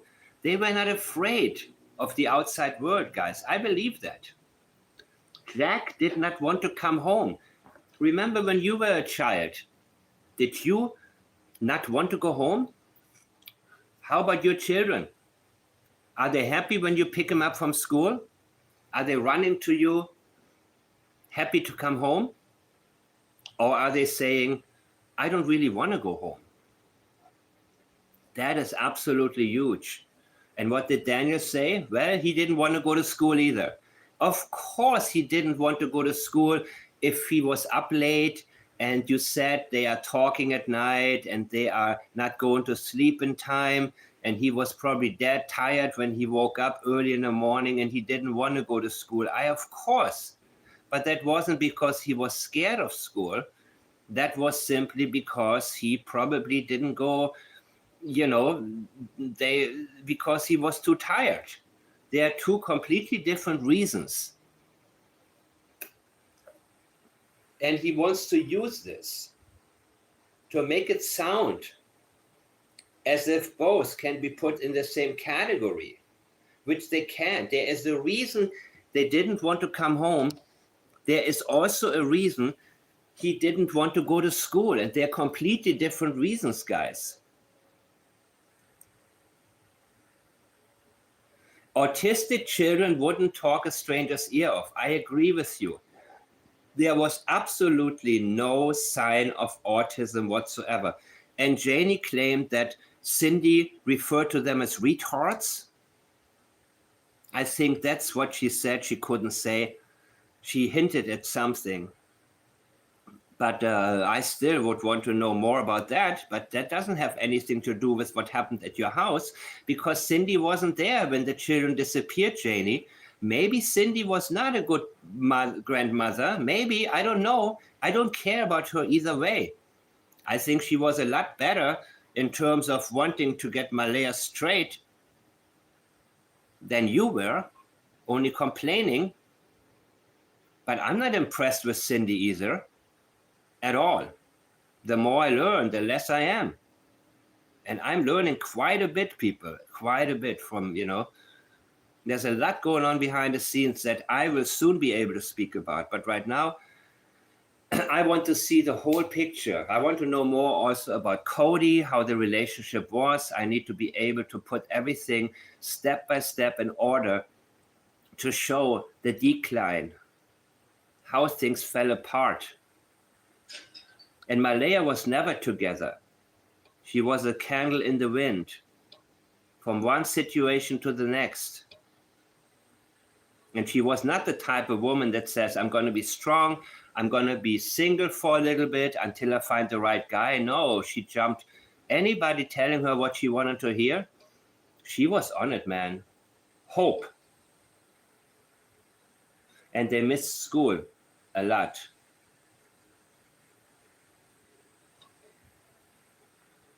Well, I think in school they gave them some codes, right?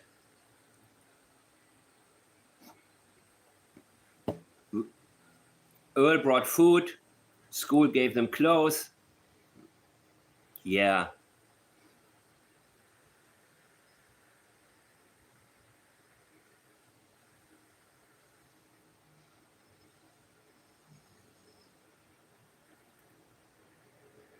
I hated getting up for school in the winter. We lived in a cold place for a little bit when I was a child.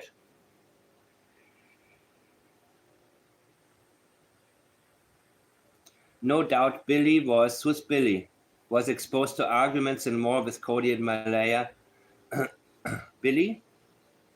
You mean Belinda? Billy? Who's Billy?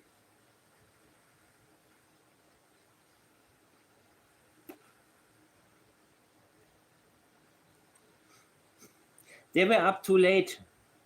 And I agree that they didn't go to sleep. They were talking. What Malaya was leaking, that they were talking, giggling, and laughing. They didn't want to go to sleep. And nobody supervised, so they went in the kitchen and gotten into something. I hated to get up early in winter, absolutely, man. Because our garage was not inside of the house. Even the 30 yards we had to walk to the garage was hell.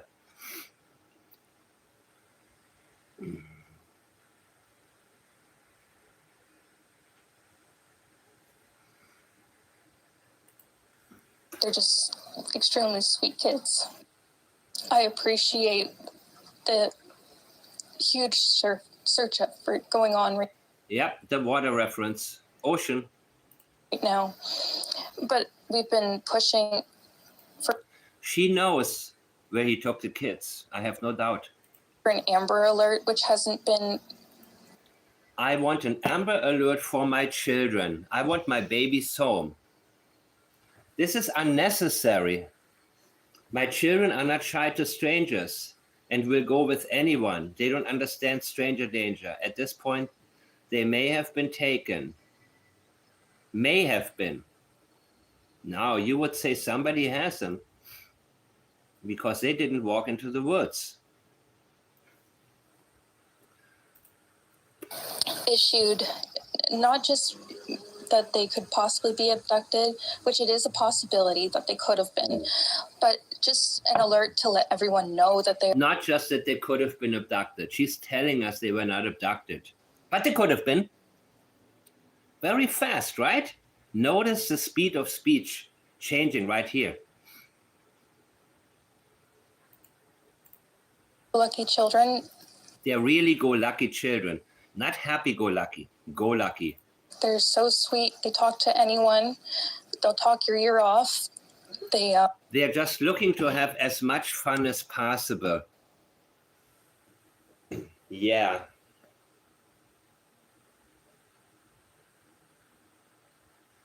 They were trying to survive, man. They were trying to survive. It wasn't about looking to have fun. Every child wants to have fun. But that's not the reason they're talking to anyone. They're talking to anyone because they feel more comfortable with anyone than they feel in their own home. And that's the avoidance right here. Oh, they just want to have fun. No, that's not the reason, man. They'll talk to anyone, and that is a problem because they're telling anyone what's going on in your house. They'll talk to anyone. You mean like the teachers when they ask them if things are okay at home?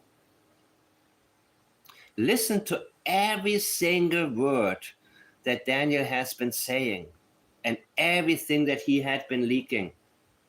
He is telling us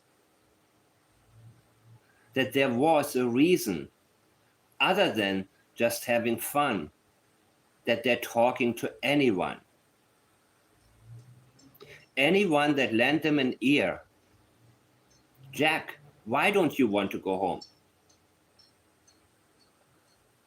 Boy, if any of his teachers are listening, or anybody knowing his teachers, please get me in touch with one of them. My email is still iamfiretown@gmail.com.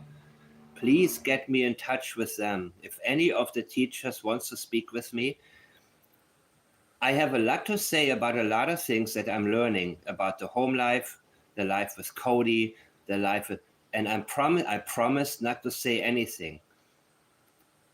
That is one of my biggest rules, that I don't reveal anything that I'm not at liberty to say. So if you are connected to somebody that has real information and more information, I would love to speak with you.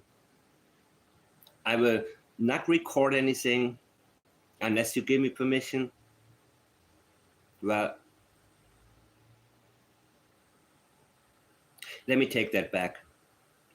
I have a lot more recordings that I don't publish, I published what I did with Jordan, and now I'm okay. I have another 10-minute video that I may or may not publish because it'll be good for him.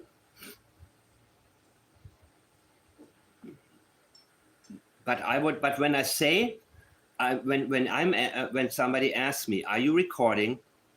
And I say no, that means I'm not recording. If I avoid it, ask me again. And there's a good chance then I will click, no more recording. And then I say, I'm not recording now. I listen to myself right before I stopped the recording. And I remember saying, I'm not recording now. So yeah, it's an iffy situation, man. When you want to give the information, when you want to pass it on, but you also know that people are afraid of many different things. They're not supposed to talk, the teachers. I will make sure that this does not come,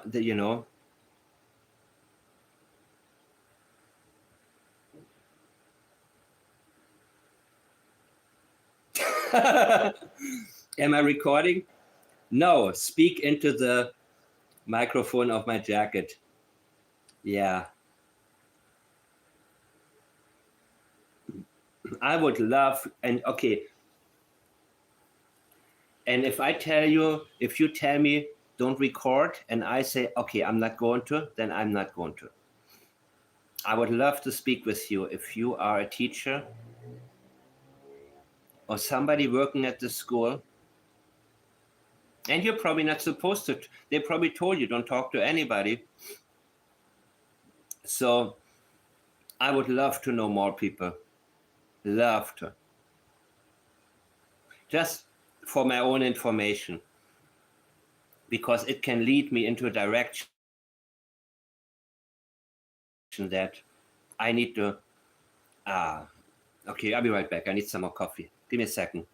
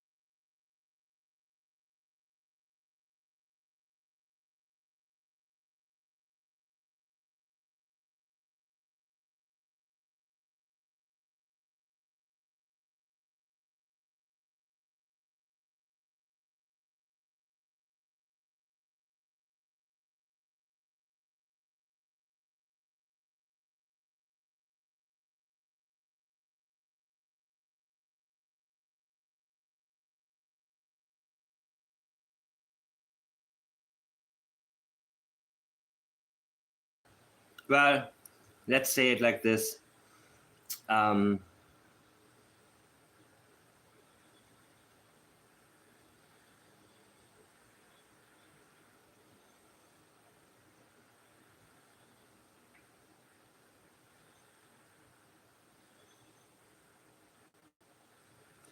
don't care what you're doing, but I know there are teachers who probably would love to speak. And I understand that, yeah, maybe it's not easy to do that, right?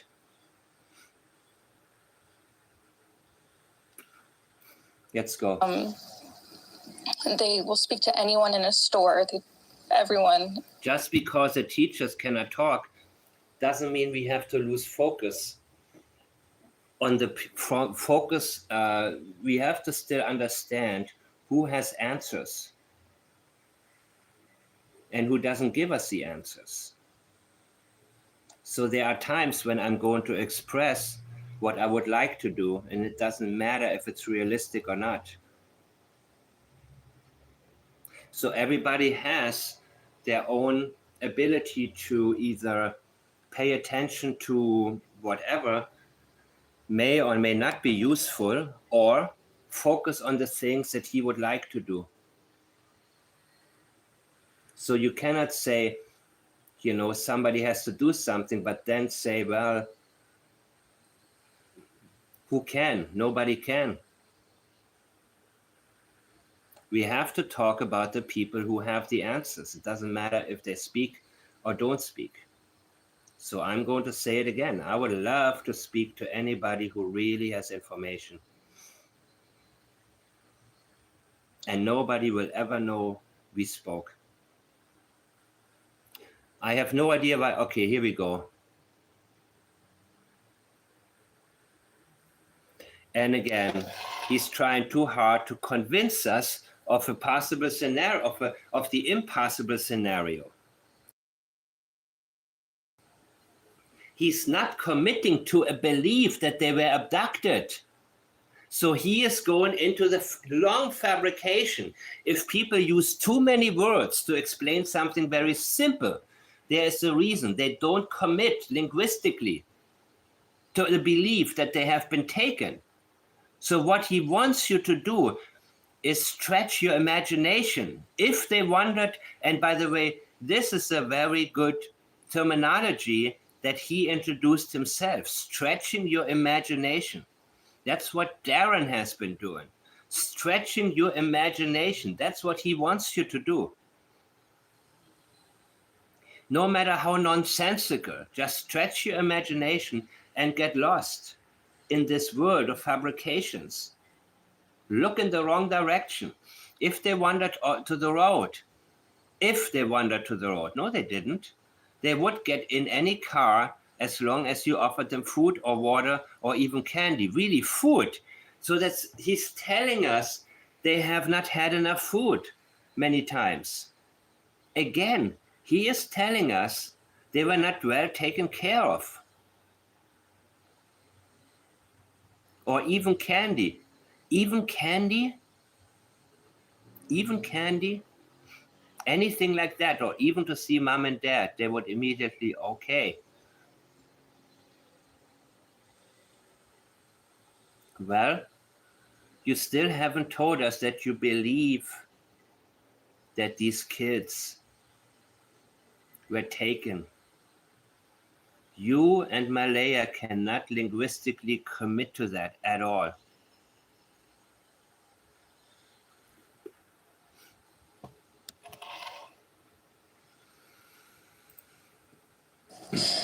They're just extremely sweet kids.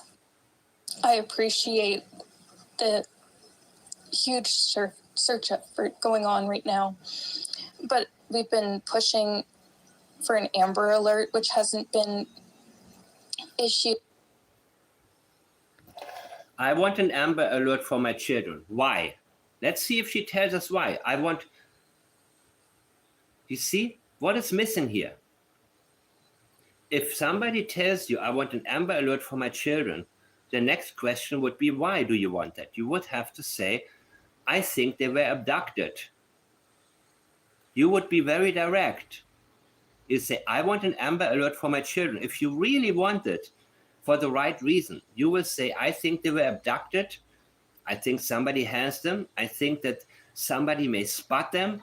I think that it's very important that everybody knows what they look like, what they were wearing, how to recognize them. But that's not what she's saying. She's saying, I want my babies home. That's unnecessary to say. Of course you want them home. My children are not shy to strangers. You're still not telling us that you believe that the stranger took them. You're just saying my children are not shy to strangers. You're introducing a fact that's unrelated and will go with anyone they don't understand stranger danger. I agree with you. I believe that. So they're using something very general to insert it and make it more plausible that she could have a reason for an Amber Alert, but she does not want to commit to any reason for the Amber Alert. She doesn't want to tell us. You see? She wants your mind to go there. They're only indicating, they're not being direct. At this point, they may have been taken. She says they may have. This is no commitment, no linguistic commitment at all. This is the only possibility. There is no other possibility that I see. They must have been taken. No, they may have been taken. At this point? What do you mean at this point? At what point? Are you trying to insinuate that they've been walking around for 2 days and the search team hadn't found them? And only just now they were taken? Please send an Amber Alert now. No. No linguistic commitment, people.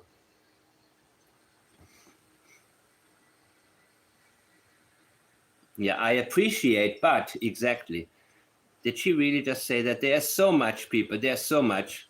I appreciate the huge search effort going on right now, but we've been pushing for an Amber Alert, which hasn't been.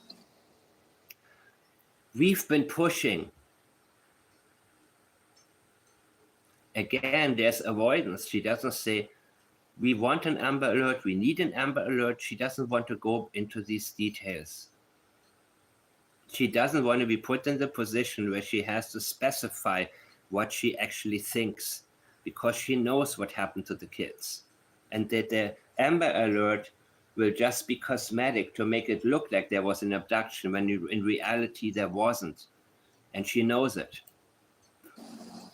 Issued not just that they could possibly be abducted, which it is a possibility that they could have been, but just an alert to let everyone know that they are missing. We had people text me saying that they weren't aware, someone else let them know that they were missing. And Yeah.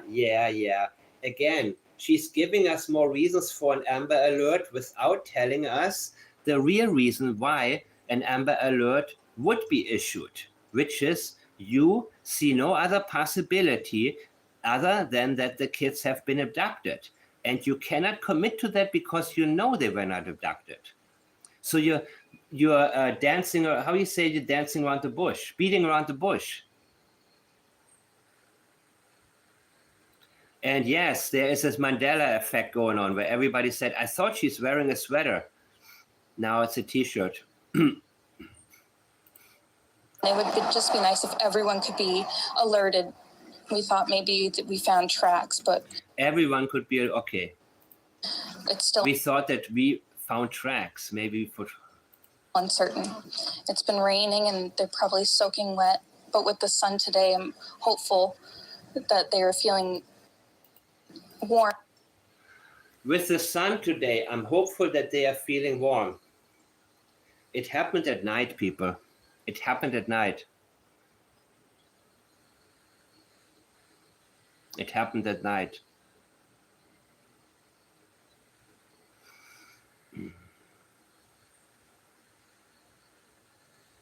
No picture of the kids, no description. Yeah, she's not holding up a picture. You're in front of the national media. Amber Alert or not, you wouldn't get hung up on that. You would press for it. Please issue an Amber Alert. Okay, because they must have been abducted. Okay, end of story. Not beating around the bush. And since I'm in front of the camera, here is what my children look like. Here's what my children had been wearing. And you can even say, my daughter has a very unique, loud scream. If you are anywhere and you hear there's a group of children and one of them has a loud, excited kind of scream, look at her and tell me, and if she looks like this girl, and you show a picture, if this is what she looks like, call police immediately.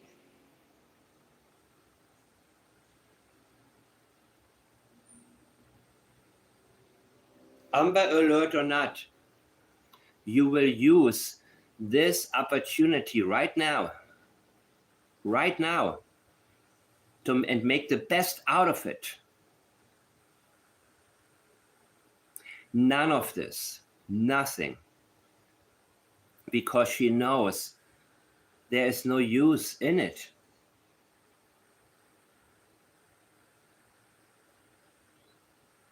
There is no use for her to do that, because it won't get the children found. Why say soaking wet and not just wet? Because she knows the children were in the ocean. That is also leakage, people. And I listened to it again. Saying we're looking outside, we're looking everywhere, yelling for them, and I instantly just call 911. I just had the instinct I needed to call. They're both really go-lucky children. They're so sweet. They talk to anyone. They'll talk your ear off. They will speak to anyone in a store. Everyone. They're just extremely sweet kids. I appreciate the huge search effort going Ocean. on right now. But we've been pushing for an Amber Alert, which hasn't been issued, not just that they could possibly be abducted, which it is a possibility that they could have been, but just an alert to let everyone know that they are missing. We No urgency at all. had people text me saying that they weren't aware, someone else let them know that they were missing, and it would just be nice if everyone could be alerted. We thought maybe that we found tracks, but it's still uncertain. It's Yeah, she doesn't want people to think about the tracks. been raining and they're probably soaking wet, but with the They're probably soaking wet, not because of the rain that she's introducing, because she knows they are soaking wet. That's water reference. That's beyond rain. They're in the ocean. And she knows it. And she knows which part of the ocean too. Malaya, where did Daniel drive on Thursday night? I know you have the answers. Cheryl might have all the answers also. It's possible. Who knows? Maybe Cindy does. I don't know. I don't know how much she's been telling. I have no idea. I don't think the people close to her know everything because she's not that open of a person. But Cheryl for sure knows a lot. As for Cindy, I'm not that certain, but not that important right now. It's going to be important eventually. But at this time, Cheryl is the one that I believe knows. Not everything, but she knows. She would be able to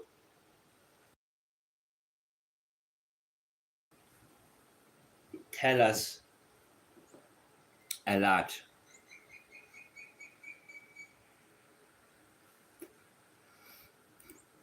the sun today, I'm hopeful that they are feeling warm.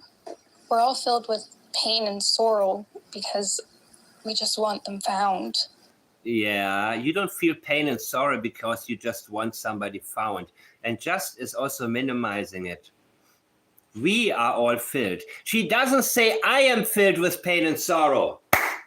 But there are people around her, such as Belinda, but she projects pain and sorrow onto them because those are the feelings that they should have, even if they don't know that the children are dead. She is telling you that she looks at how they feel as pain and sorrow because she can only see her own position and her own angle, knowing that Jack and Lily are no longer alive.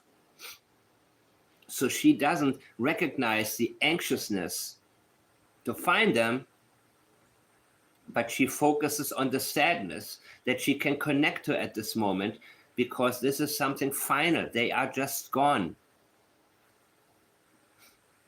You don't feel pain and sorrow when you want someone found. You feel anxious.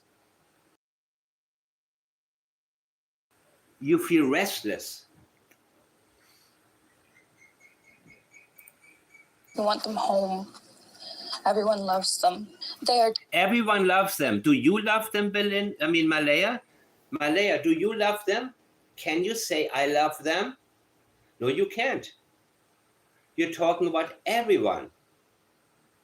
You're not talking about yourself.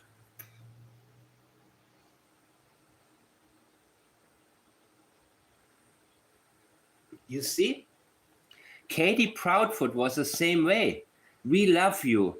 We love Sebastian. We, not I. As a mother, you would say, I love them, but you may not even say that because that's a given. She says, we want them home. She's using other people to project normal feelings. Malaya borrowed Belinda's legitimate fear because she had none of her own.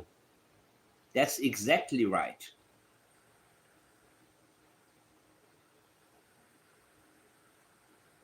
So she feels the need to bring other people in who have normal feelings that you are expected to have when you don't have a clue what happened to your children.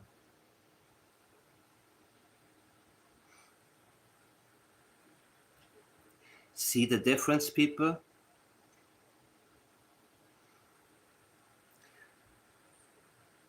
Never go past something that stands out to you.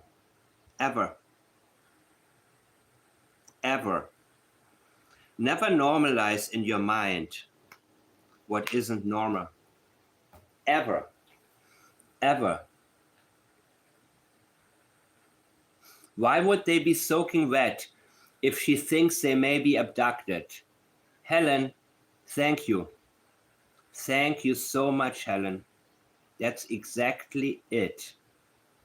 And you know what? That's why I missed doing lives, because you guys see things that are, if they were abducted, if you really thought they were abducted, they wouldn't be soaking wet right now. They would be in somebody's house. They may be in danger. You would be very, very fearful what they are going through. You would be very, very worried that they're being abused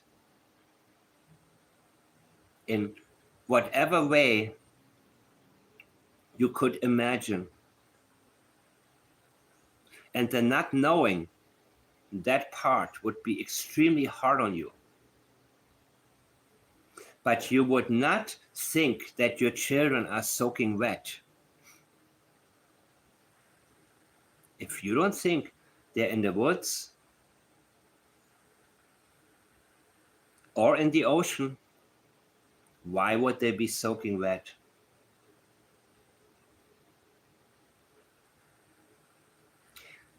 She's including herself with the people who love them. Absolutely. That's the best she can do right now. We love them. We want them home. We just want them found. What do you mean just? Why are you minimizing that?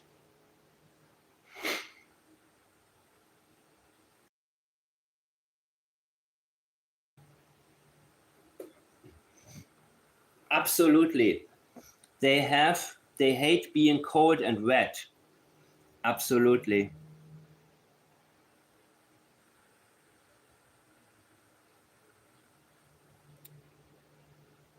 She says not, I hope the sun keeps them warm, but they're feeling warm. She knows they're not warm where they are. So she says, feeling warm.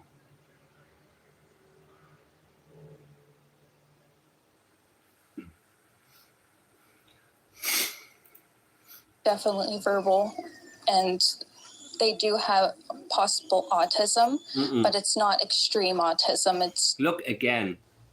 She's telling us they don't have autism. She said first possible autism, but it's not. Listen again. Listen how vague she is. Listen to this lack of commitment. They do have possible autism, but it's not extreme autism. It's because she's telling you, you wouldn't notice it because there are no signs of autism, because they don't have autism. But I want you to think they have autism. Why? Because when some things don't make any sense, autism can be used to explain. People try to use autism sometimes to normalize something that makes no sense. Yeah, to say the least. Sebastian Rogers, autism. Why was it the first thing that we heard about, and why did they make it sound worse than it was? Because they wanted us to believe he left home barefoot in the middle of the night, like a ninja, dodged all the cameras, knew where the cameras were. He always wanted to be a ninja. That's what Chris Proudfoot said. He always wanted to be a ninja. It was cold. He left barefoot. oh, he has autism. And when you say, that makes no sense. Well, you don't know what autism is like. You don't know what it's like to live with a child who has autism. They're using that to make something that makes no sense seem reasonable. There's a reason, people, that she introduces this right now. Now, autistic kids, they don't talk to everybody. They're very selective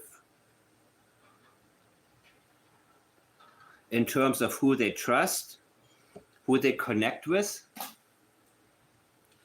These kids, Jack and Lilly, are anything but autistic. Anything but. And Sebastian's actions were more trauma-based than autism-based, by the way. So they want to mask that part as well. Just, they have issues with that. They have issues. Now she's trying to explain away something that you will likely hear about. They have issues. That's victim blaming. They have issues that have nothing to do with us.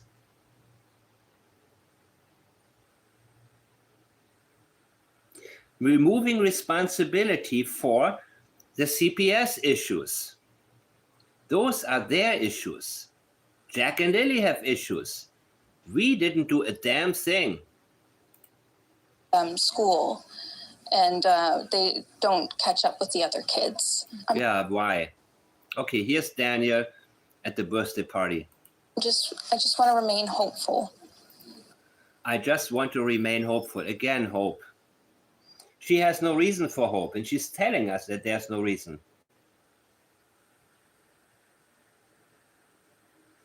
But guys, I've already done this for 2.5 hours now. And I think I want to end this with Janie's got a rake. Why? Because Janie doesn't want us to think about it. Or should I just stop? I don't know. I want to hear it. Because what a great way for us to remember the inconsistencies.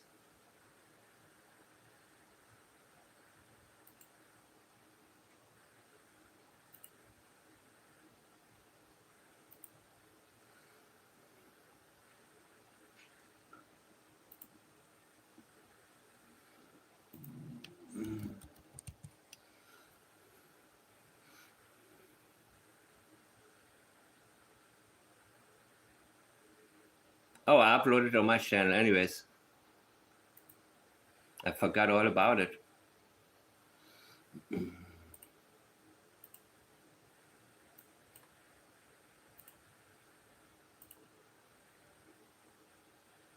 Well, is there anything else that you have gotten? Please send it my way. Mike got a green fan. Mike got a green fan. Yeah, I do. My new logo. Oh my God. And I thank you so much, people. Please send anything my way that you have, that you yourself, not that somebody else thinks is important, but that you pay attention to, that caught your attention. Anything. And the best way to get a hold of me is on Facebook. I use the same name as in this on this channel, Mike the Man, which is my, well, Michael the Man is my legal name, but Mike the Man. And the same image, the same profile picture. And I'm gonna play you out now. Thank you, Sun Cycle, Simon Sun. I know for 100% they won't find anything. So what do you make of the fact that they are bringing the cadaver dogs in? Well, I'm actually pretty happy about that. I even hope that they bring more than one. So what are you happy about? I would just like to see maybe the social media speculation theories and accusations, maybe they're not going to stop, but slow down. At this point, we're getting ridiculous. Daddy got arrested. They found him on a pop line track. In front of helicopters running, now the James got a right. Fluffy's never gonna be the same. Daniel's so fake, now what's he gonna do? Was he building a fence or clearing for a pool? Did the kids go to sleep at 10 or at 8?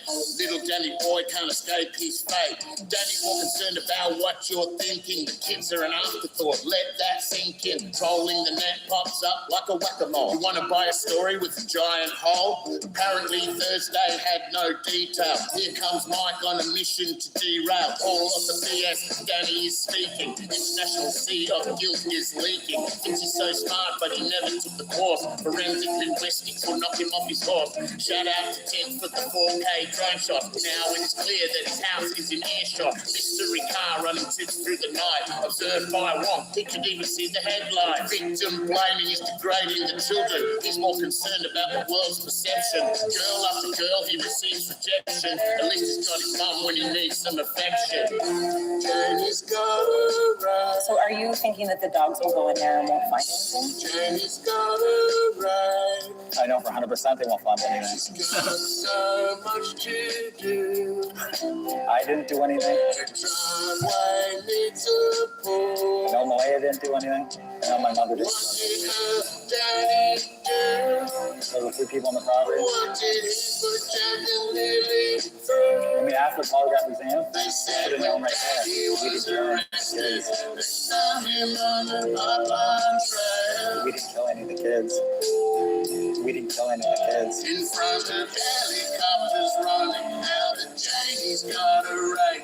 Fluffy's never gonna be the same. We didn't kill any of the kids.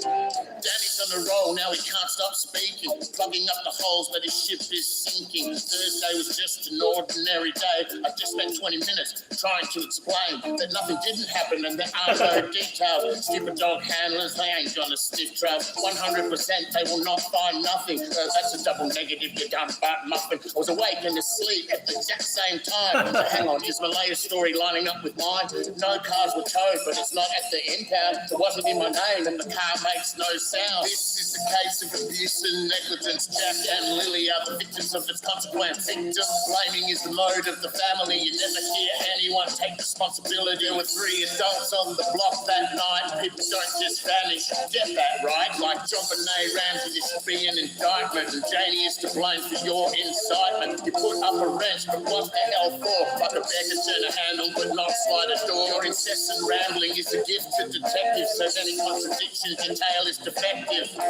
Janie's got a right. Fill notebooks with just trying to help them find leads or Janie's got a right.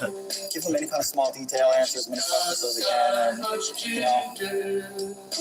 I'm doing everything I The can. driveway needs a pool. So why do you think this step is necessary? What did her daddy do? Well, it's just rules What outlined. did he put Jack and Lilly A little bit closer to being They close. said when Daddy was arrested, they found him on the Popeye trail. I'm not going to say I'm doing well, but doing better than I was at the start, I guess. Helicopters running, now the James got a right. Fluffy's never gonna be the same. Tell me about the tool, like what you were just mentioning earlier about social media. Yeah, social media has been quite a circus, we'll call it. But I can't control them, and they're free to judge. And there is such a stark contrast right now between where his mind is at and where the minds of the people are who want to know what happened to Jack and Lilly. And that is the only thing that we want to find out right now.